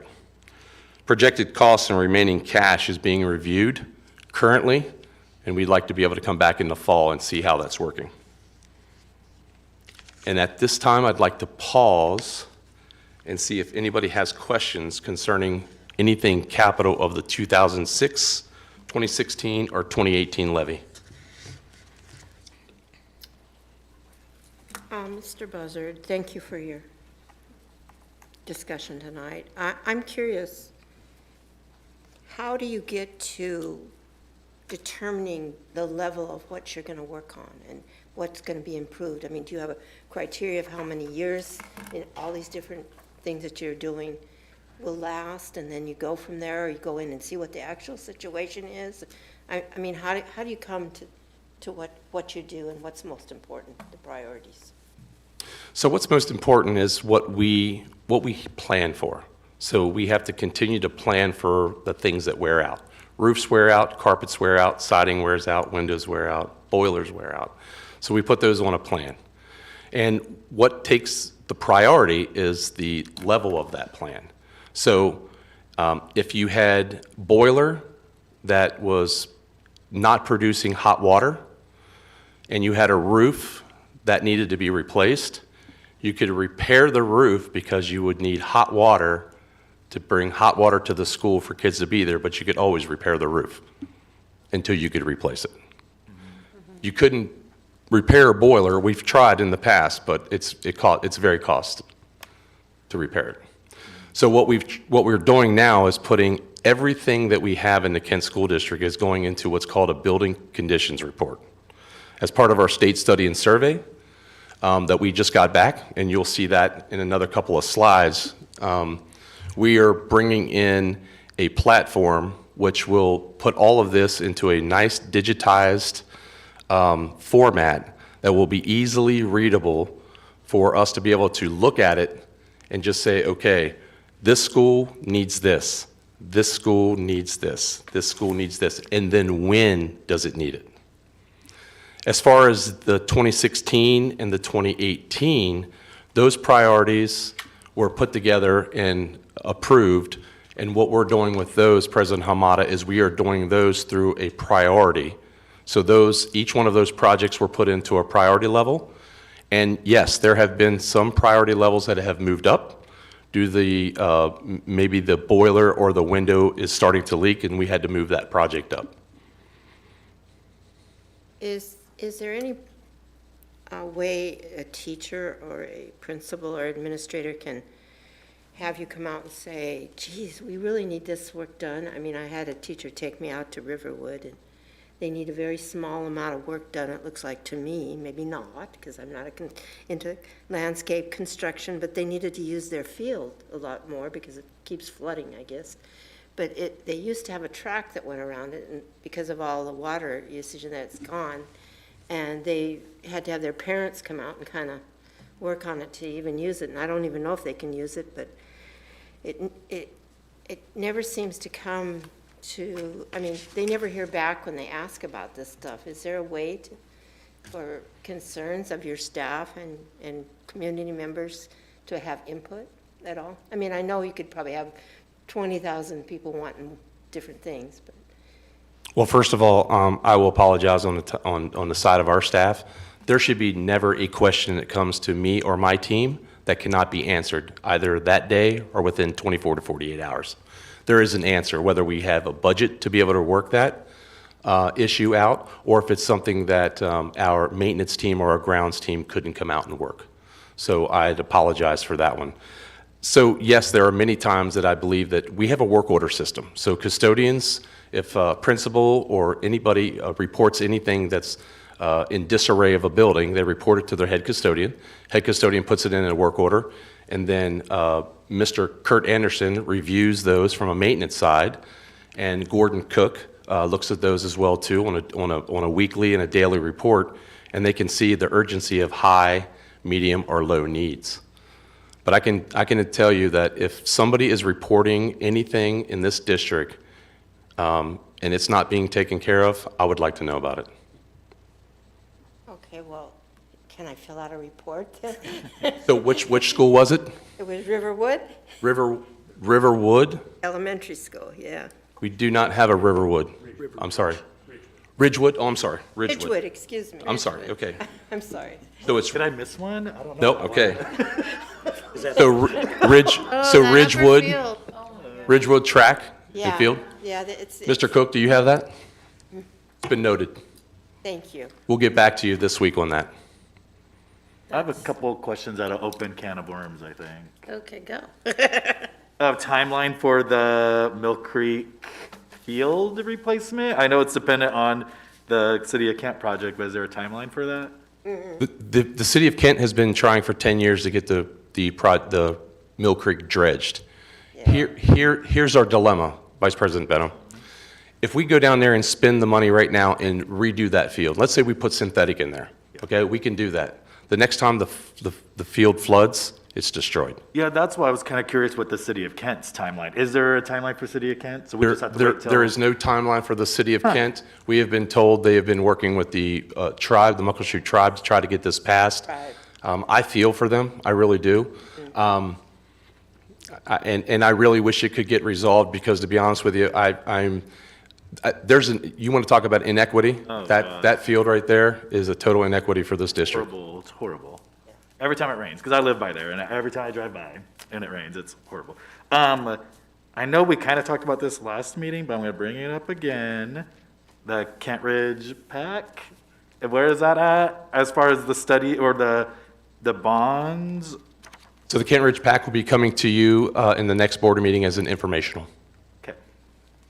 And speaking of Kent Ridge too, did we ever remodel D-Wing and Art Department, new HVAC controls, and renovate outdoor facilities? I feel like Kent Ridge is getting the short end of the stick. It is not. They are due up for those projects in the next couple of years. Okay. Yep, absolutely. Perfect. And when you said that Riverwood, I got that right. Ridgewood. Ridgewood, No, I'm talking about the other school now, Okay. Riverwood, right? River Ridge, The one up on the hill, Yes. River Ridge, yes. okay, has capabilities for solar. When you have capabilities, why did we not put solar? I'm just curious. So what we did is we put that school on, it has hydronic wells in it right now. So the hydronic wells is our HVAC. There's 300 wells that pump 55-degree air out, or water out of the ground, bring it in, and then our continual loop only has to heat that, or our loop has to cool that to be able to get that tempered air, conditioned air into our space. The reason we didn't put it on there was budget constraints. One of them was when we looked at that, it was several $1 million at that time. So what I decided to do is I did have the budget to at least put the infrastructure in to be able to put that on a future bond. Okay. Okay. And so solar is way out of sight on these schools. Is that what you're telling me, kind of cost-wise? It's really costly? It can be. It all depends where the school sits, the positioning of the roofs towards the sunline. And, yeah, like Covington Elementary School would be a great candidate for it. We would have to probably upgrade the roofing structure just a little bit to hold those panels, but that would be a great possibility for solar in the future. Is there any capability, my church just put on all solar panels through Puget Sound Energy grant that we had done a lot of work in diversity and stuff like that. But they came down, Puget Sound Energy matched that or something. Is there anything that they've got out there for schools or anything like that? Absolutely. There are many grants out there for schools. If we go to solar, if we change the light bulbs in our schools, if we change the water devices, there are lots of grants out there, and we do take advantage of those. If I may take just a point of privilege and just thank Vice President Benno for the question about going back to Mill Creek. The other piece that I'll add to that is the loss of academic time. Yes. And that's Yeah. directly related to equity. And I know the team led by Dr. Behringer has been working on a number of ways to try to mitigate that. So I just wanted to note that, and thank you for bringing that up. I also wanted to say that is a topic that I have I've had with my regular meetings with Mayor Ralph about how could we jointly think of mitigation strategies that will work in addition to other pieces. So just wanted to thank you and add that piece to the team for the work that they've been doing there, and we're not done yet. I'm so glad to hear that. I just remember our conversation last meeting about even the city of Des Moines, the city of SeaTac about River Ridge, and I just feel like our external partners of the cities that we're in, I would hope would want to work with us more, and I guess I'm gonna put that kind of out there into the world that's watching hopefully our city of Kent will want to partner and, move faster than the speed of government to make sure it happens As, soon. as former chair of the City of Kent Public Works Committee, I can assure you that there are millions of dollars that have been spent trying to deal Yeah. with that creek. That pump, right? And, But Among just to others. bring it into perspective, Mr. Benton, the next time you go down James and you're looking on your left at Mill Creek School, look at the new building on the right, because it's not a house. No, that's the pump, right? Yep. Yep. Yeah. That was built not to capacity. And the reason why, just for a point of privilege, water from the city of Kent off of State Street runs into the catch basin on the Kent School District side, runs through our stormwater management, and runs to James. Yep. And then there's the issue of how that drains at the other end, but we don't have time No, for all yes. that. No, thank you. No, but I appreciate your response to that. Thank you, Mr. Benton. Any other questions? Not for that. Great, thank you. Okay, I'd like to switch gears now and roll into our capacity study of 2022. So our current representation of capacity will show classrooms and spaces in which teaching and learning can occur regardless of what the space is currently used or programmed for on a daily routine. So classrooms can be used and other means of support if the school's enrollment allows of that school to be able to use it for instructional use. So if a school has extra classrooms, they can use those classrooms for anything other than instructional space if they have the space for it. So operations and facilities heard the concerns from Director Benninger in 2021. When the Covington portable expansion was discussed, and upon looking deeper into the process of old maps and past reporting methodology, we took an in-depth look at our current seats for children to sit in. We have revisited our master capacity report with Excel sheets showing all classrooms as well as PDF maps to show current use of each classroom over the last few months to be sure to account for all available seats.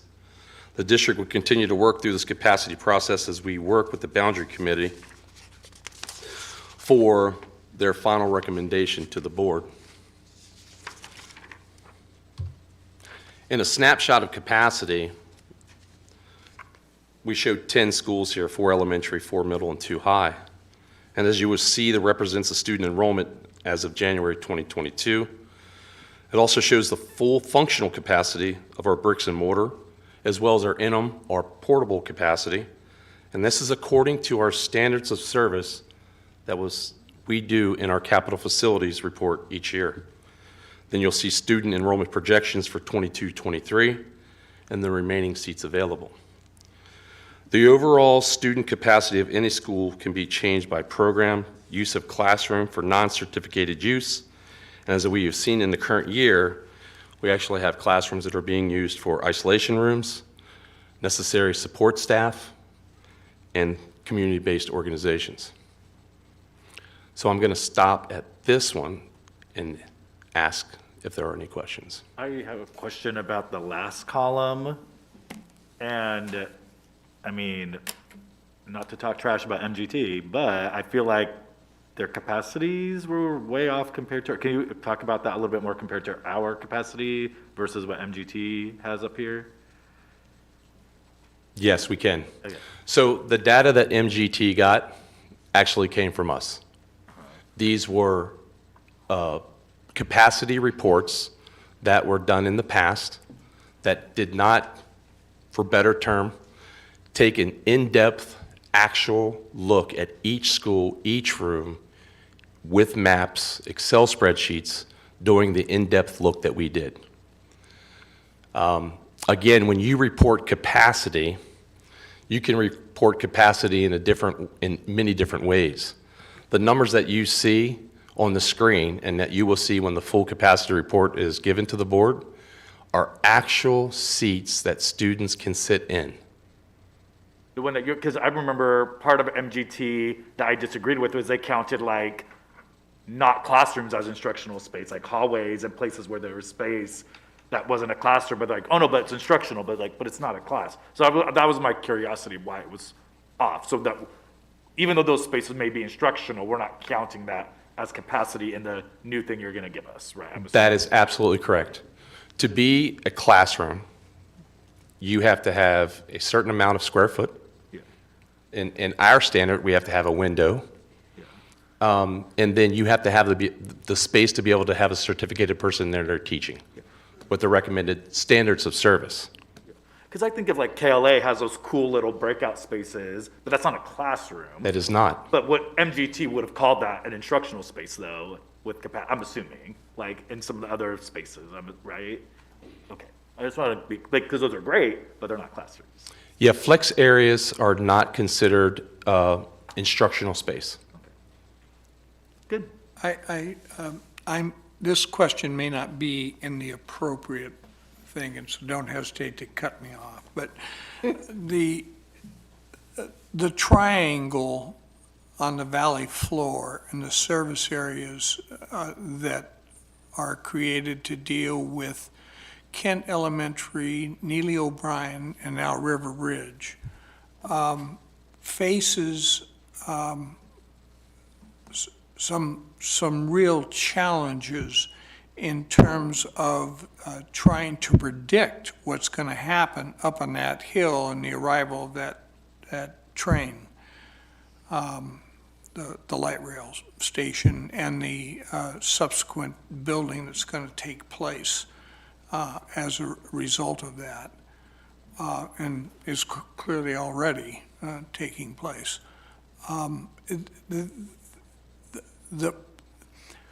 The problem I've had is the difficulty of projecting enrollment. And I just don't know how that fits in this puzzle. And I know Mr. Rarick is here, so enrollment is done, in my view, in two pieces. Enrollment's done with live births. We have a formula for that and how that gets perceived. Construction is the other part. It's the one of the biggest parts, actually. And we're looking at that very heavily. I mean, we know that the Alexian Gateway project on the corner of Military Road and Veterans Drive is going to have 283 apartments there, going to come online in 2023. The city of Covington is going to have Lake Point, which is going to be 1,700 multifamily homes now, multifamily units, not single-family units. So as we look at those things, Director Clark, you're absolutely right. We really need to keep our pulse on the construction in our district, because that's how the other point of enrollment comes to play. Well, I want to lay a challenge into this. Our models to try and deal with this are based on the known and the past experience. It is crystal clear that single-family residences are not the future. That, in fact, very clearly, simply cost will drive more families to consider whether they'll have to go into some form of multifamily. And it, of course, asks whether the marketplace is prepared to actually try and accommodate that particular demand. And that's why I bring up that triangle, because that's the one that I see loaded. And I don't have an answer, because I don't know how. I mean, I know what the formula used to be in terms of how many kids you get in rental property. then, of course, there was a conversion of apartments to condominiums and the impact that had. And now, of course, the market is completely unrealistic throughout King County for a starter family. So it asks the question, how then to accommodate that? Now, we're not in the housing business, but we are impacted by it. And first of all, and I want to make this point, we're not the only area. We're not the only city. We're not the only county that's facing this exact same problem. So my question is, what models are out there that we might be considering? Valid point. Well taken. And trust me, Ben and Wade and I discussed this a lot. I wanted to add just another piece that the variables that weren't here today prior to 2019 is also an impact. And so as we look and our team continues to work on the best model to determine that, we always have to keep our pulse on all the pieces that you just shared, Director Clark, and that's what the team has been doing. So we're still kind of getting through those moments or those times, but we certainly know where the construction's happening. We know what the targeted group that they are actually going to in terms of price point. I'll just remind us that when the construction was going on near Kent Elementary, right? That price point didn't bring us what we thought it was going to bring us. However, we still needed to do some things there from previous enrollment. So, you know, I just share that there are more variables the team is looking at and the models that they continue to work on. And that's the one thing that we do work with Director Clark is that, you know, we look at that. I call housing like a Lexington Gateway. I've talked to Scott just the other day and I said, what's your price point going to be? And he says it's going to be through the roof. That's, I mean, it's, you know, and then you also have to remember too, our single family homes, you know, we have multi-generational families living in these homes, and we have multi-families, which I'm sure if we pulled demographics, we could find there are multiple students living in the same house, which, you know, is tragic for our families in Kent. But again, the housing market's going to do what it does. Yeah, that's I just want to add something. I'm sorry, can you guys hear me? yes. Yes. I'm sorry, I just wanted to add, you know, since we're talking about capacity, we will have a virtual academy. That will also have to be another variable to be considered because some of these, you know, families that may decide to enroll their kids into virtual academy, and that will not be in the same. So that's what I just wanted to add. Good point. I have a personal question. Camp Meridian High School. It's got over 2,000 kids there. And Camp Lake, where I'm out, I think is about 1,400 now, if I'm correct. And we definitely, when we did this study, we wanted to try to keep our kids closest to where they live so they can identify with their schools.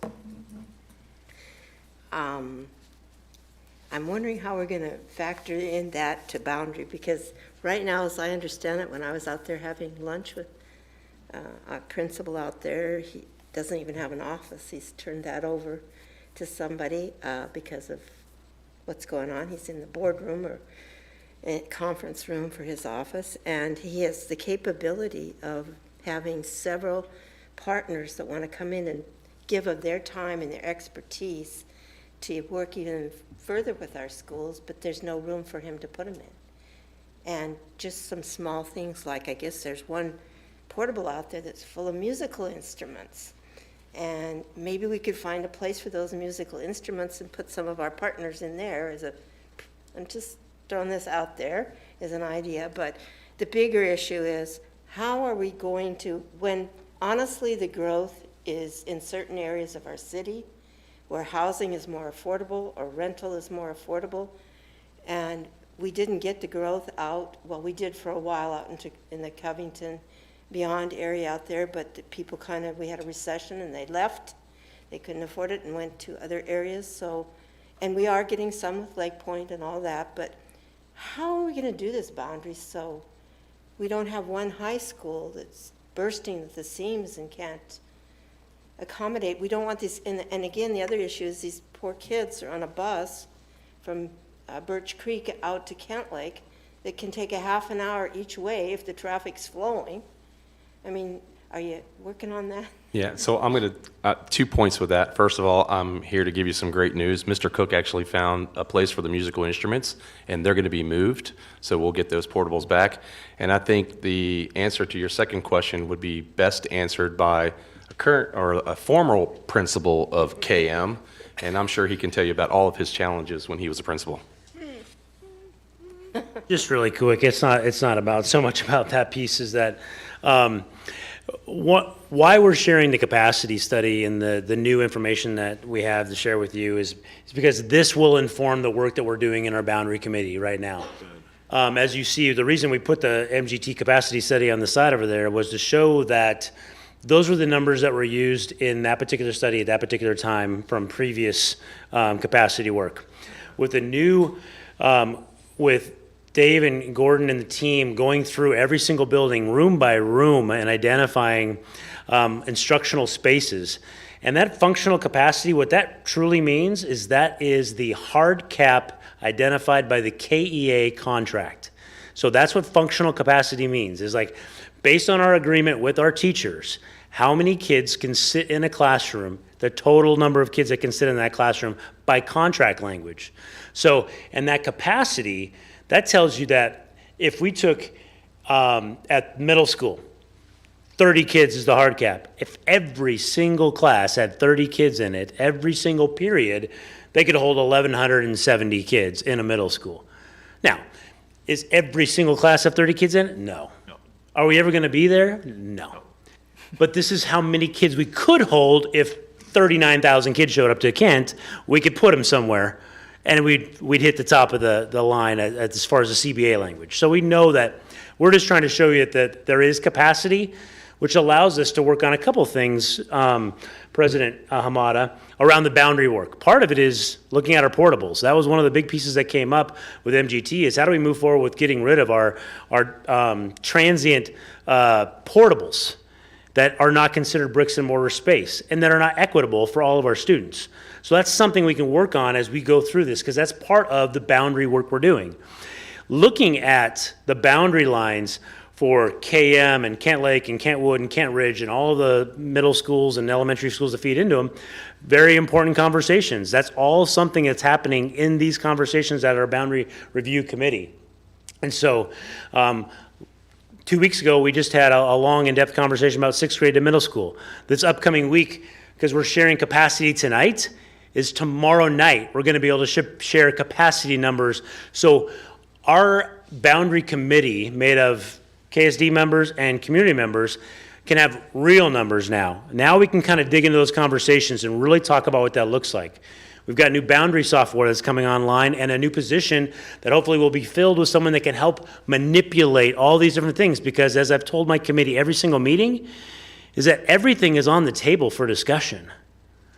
The board charged us when they approved one boundary change that impacted River Ridge coming online. Everything else was left to us to go back and work through and have these in-depth conversations and dig into the data and make sure that we're making good, informed decisions for our kids in our community. I know that's a roundabout way to answer your question, that it is on our radar. It's all on our radar. And we wanted to make sure that our committee had the right data in front of them so we can make informed decisions within the committee to make recommendations to the board. So that's that piece. Well, I mean, this to me really reinforces that the board made a correct vote in putting this off, because these numbers are really different. Yep. They're very, very different. I completely agree with you. So, any other questions about capacity before we jump into the 23 bond? Just thank you for this. I really, my little heart is very happy because I'm the one who led the charge on this. Doesn't make sense. This capacity doesn't make sense. So just to make sure I'm reading this correctly, the only school that we really should be using portables at for elementary on this chart would be Kent Elementary.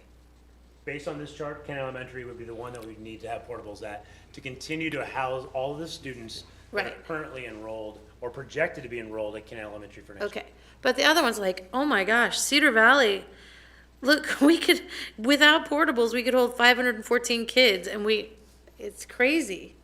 We've had But- some amazing conversations amongst our group looking at these numbers about how we can start to move forward with the removal of our portables. Yeah.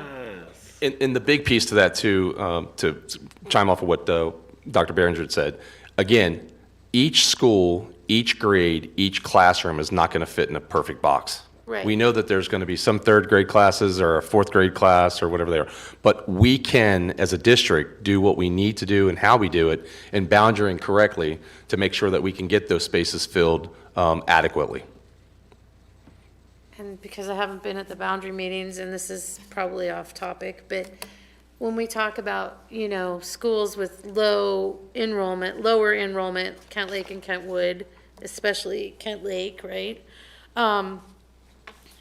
And again, it's staffing, right? Doesn't it go back to staffing? Bus drivers, because it's like, if we had enough bus drivers, then the way to get kids engaged in school is have that bus that runs so they can do 0-hour classes and they can do after-school activities and have an activity bus, right? And Metro doesn't even run, that's also there's no Metro buses. Like in my neighborhood, there's no Metro either. It's like 2 miles away. So we don't even have that capacity, right? So then it becomes a busing issue, right? Yeah, gonna take you're speaker absolutely Wade. right. Just real quick on the busing piece.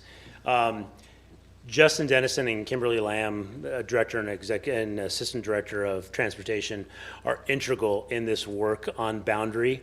They're in the front of all these conversations because having conversations with both of them prior to even starting the committee work, there were recommendations that MGT made that there was no way physically possible that we'd even be able to do those things because we didn't have enough staff to drive the buses Right. to do that.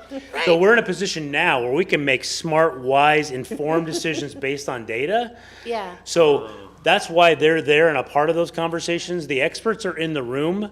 The Right. community has the voice and the experts are there to inform that voice so we can kind of move forward. So it's great to have them there, and you're right. Transportation drives a lot of what will or will not come to you in the fall. So, because that was one of the big things too, that there would literally be, MGT wanted literally buses passing kids, taking kids further away, passing. And again, this is probably beyond the scope of this, but are you still remaining focused on keeping kids in their strand, or are you looking at other options? So I know it's not a boundary presentation, Yeah. but I'll just add to it really quickly. That is a key conversation we're having right now. And with transportation being part of that conversation, we are looking at every possible option with the priority, because the board put it out there, that is a priority. We'd like to see that happen. But if it's not feasible, then we need to be able to say that it's not feasible. We need to be able to show that it might not be feasible. I don't think it was a board priority to keep it in the Strand. I think it was part of the MGT survey, and I think my impression was that, because I personally don't care. Yeah. I grew up in a school, I got split up after grade school, and I got split up after middle school, but, not that it matters what I had, but that was one thing that parents, I think, came back and said, the Strand wasn't as important as being closer, staying in a Strand, Yeah. is what I heard. And I don't believe it was a board priority. I think it came So out in the it might have been a survey. board priority, then it came from MGT and you guys asked us to continue looking at these Yes. items, and so. Okay, because I don't think Yeah. that was, personally, I don't think that was something that Well, was initiated by the board. It's been a conversation, so Yeah. I think, yes, that's fine. Yeah, I don't think it was initiated by the board Nope. to keep the strands I together. appreciate that. Yeah. All right, want to move on? Yeah, capacity. Going once. Yep, awesome. So I want to now transition into our 2023 bond planning. As you know, the 2016 bond's coming to an end with all projects being scheduled for the end of year 2024, barred any supply chain issues. We've reached out to our district financial officer, and he has said, absolutely, 2023 is your best year to go out for a capital measure. We have the 6-year state and study survey that's been completed, which is going to have all of our building conditions, which President Amata, you had talked about. What do we do and how do we prioritize those? So we're going to generate from that port and from our facilities team some internal assessments for needs. The capital planning and facilities have been working behind the scenes collecting data to show the needs of district for physical plant items. So what are the items that we need to renew and replace? We're going to pull all of that data together and put that into a priority of projects for the capital measure. The leadership from the strategic initiatives and operations, budget and finance and communications teams, we've also been meeting regularly on some pre-planning tasks already, as you heard Dr. Behringer just speak of, to support and schedule this. And then we've also reached out to neighboring districts who have passed just recent bonds, and we have been strategizing with them on how did you do it, who did you use, what were some good things, what were some bad things. So good for us to be able to do that. School districts need to stick together. And then this is our bond planning schedule, as you'll see. You know, we're already into this work for as much as we can do. So, you know, for a successful campaign, we are focusing on efforts in early fall recommendations to the board. And then the true campaign will begin once the board gives us approval to move forward. And then what's our theme? Here's our theme. So everybody just saw the capacity report. So it doesn't look like we're going to build buildings. So our theme is return, rejuvenate, and revitalize. So return, you know, we would like some safety projects to ensure the best protection for safety staff of all of our schools. And I can't tell you that I believe that that should be in the hearts and minds of every single person listening to me right now in any school district around the world, especially our country. Projects which include enhanced ventilation, tempered air for better learning environments, life safety measures such as fire alarms and sprinkler systems. And with the pandemic hopefully near its end, returning students and staff should be able to be comfortable when our schools reopen. When it comes to rejuvenate, we'd like to fully floor replacements, interior and exterior paints, enhance the educational environment.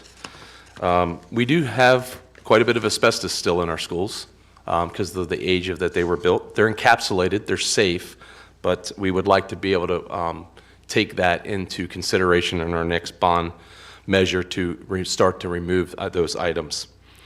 Lighting and playground upgrades are awesome. And then to revitalize, I'd really like to think about replacing furniture. We have furniture in buildings that are 4 decades.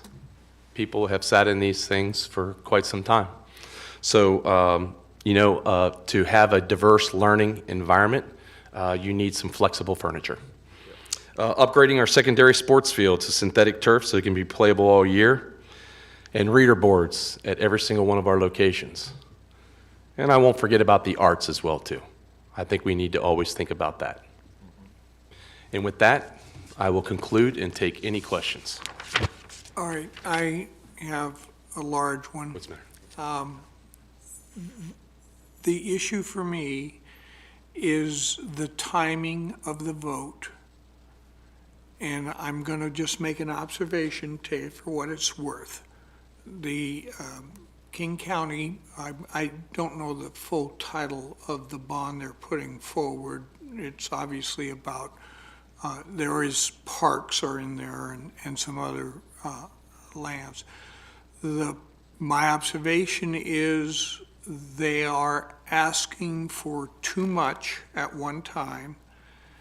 And I believe there will be a backlash when that basically starts to become a discussion point, and I don't want to be on the ballot at the same time, since that's obviously a little compelling to send a message at that point.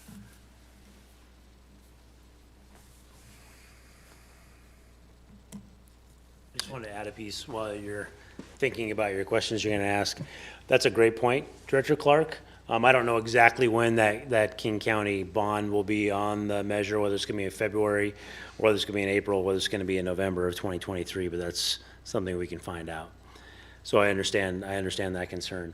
I just wanted to point out, as we're talking about the 2023 bond, that at one point, sometime in the last either work sessions or board meetings, everyone has made a comment about modernizing schools.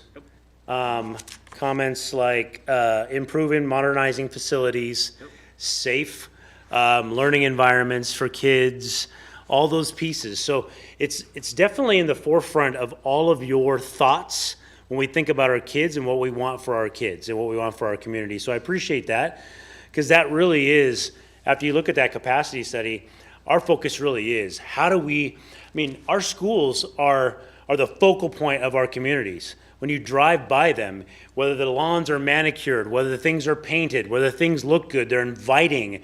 People want to move into that neighborhood because that school looks great.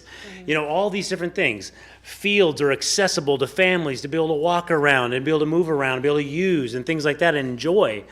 And we're not in that place right now. And that's why this is the bond to be able to do that. We don't need big $100 million schools right now. What we need is every single school to get a certain amount of a big facelift, interior and exterior, for our kids and our community. So I just wanted to put that out there. And in thought of one of my mentors, when I used to build senior living, he used to say, Dave, I need our old buildings to compete with our new buildings. So, and that's what we need to do. We need to make our current buildings that are not brand new own up to the equities that are being put through, so that everybody has the same thing. And I'm always going to, I tell my students, I've voted in every single election since I've turned 18, whether it's school or presidential elections or whatever, and I'm always going to vote for schools. Being a teacher, I don't make the most money in the world. I'm always going to vote for schools, regardless, because I want an educated society. But I'm biased because I'm a teacher and I believe in that. But I also think that as a board, as a district, that we always need to advocate for our students, and this is one of the ways we advocate for our students. I hear constantly from the community about how they think our schools look like crap and we don't do enough, blah, blah, blah.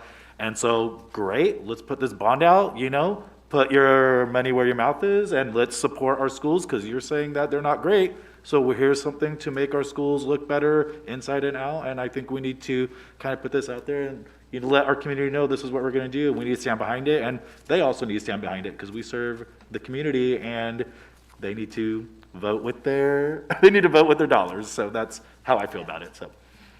And data does show that kids feel better, do better in schools they feel good in. My question is, with some of our older buildings, are you making our ADA updates also as part of that, when you're rejuvenating some of our older buildings, those ADA accommodations that we haven't necessarily had to deal with because of, the laws don't require us to necessarily? Being grandfathered in, yes. Yeah. Yes, we will. Yeah, we need to be able to do that. Absolutely. Well, not that I don't understand what Director Clark is saying. It is important when you put these on. But if we have a levy that's much more reasonable and not so extravagant, and again, we're in a timing frame here where if we're just kind of asking for less but doing things that are really needed, especially our safety in our schools, I'm not sure that even if we go against another issue that looks extravagant and people are going to attack, I don't know if that necessarily negates us doing it, because again, I've seen police and parks go against each other, or police and school districts, and I don't know. I think people sometimes vote individually on these issues, and making it relatable to everything that's going on right now. And also, whether people realize it or not, that the less measures that are on any election is less cost to whoever. They divide it up or something, and if there's more things on there, you pay less, and If there's less things on there, we all pay a lot more to have our name. I don't know if that's a big ticket item. It's just another issue out there that I've learned, so. And we've also done that, President Hamada, again, we've reached out to other districts to ask, who has helped you? Are there other people out there that have helped you pass bonds and levies? And we have, so. I will say that we're going to need a very strong citizens' participation in this, and that's a whole nother issue. I look forward to that. I do want to thank you for the presentation, and I fully recognize that infrastructure is the way we deliver our services outside of the personnel in the classroom. And it is vital, and that's why I'm very protective. Everybody up here wants this to go forward. That's not the issue. The issue is, where's the community? And you cannot ignore the environment that they're operating in, and for what it's worth. But thank you very much. When any of our students come to our schools, they should be coming to a welcoming environment. They should never have to walk into a school and say, wow, why does that wall look like that? Or why is the carpet bad? Or why is the building paint falling off? We should never do that. It should never be like that. So this is going to be the bond that will take that away. Yeah, I wanted to add just a couple of pieces. First of all, thank you to the board and the conversation and your input today. It's very important for the team. But I wanted to add another piece to what Dr. Berencher mentioned earlier about the meetings that are going on consistently. He updates me on what are those conversations? What's the community questions? Those kinds of things. He also is working with our comms team in making sure we get out to our community. Here are the great things we've done with your dollars. Highlighting KLA, highlighting River Ridge, highlighting those beautiful, Vice President Beno, those beautiful multi-purpose rooms that our parents are using and communities are using regularly. So I say that in that the team's also working on promises made, promises kept. You've heard Mr. Buzzard say that before, but I just wanted to add that. I'm just so excited about the team, and thank you to our board. Thank you, Mr. Buzzard and Dr. Berenger. Well, and it's 7:31, and that concludes our meeting. Thank you for coming. Thank you.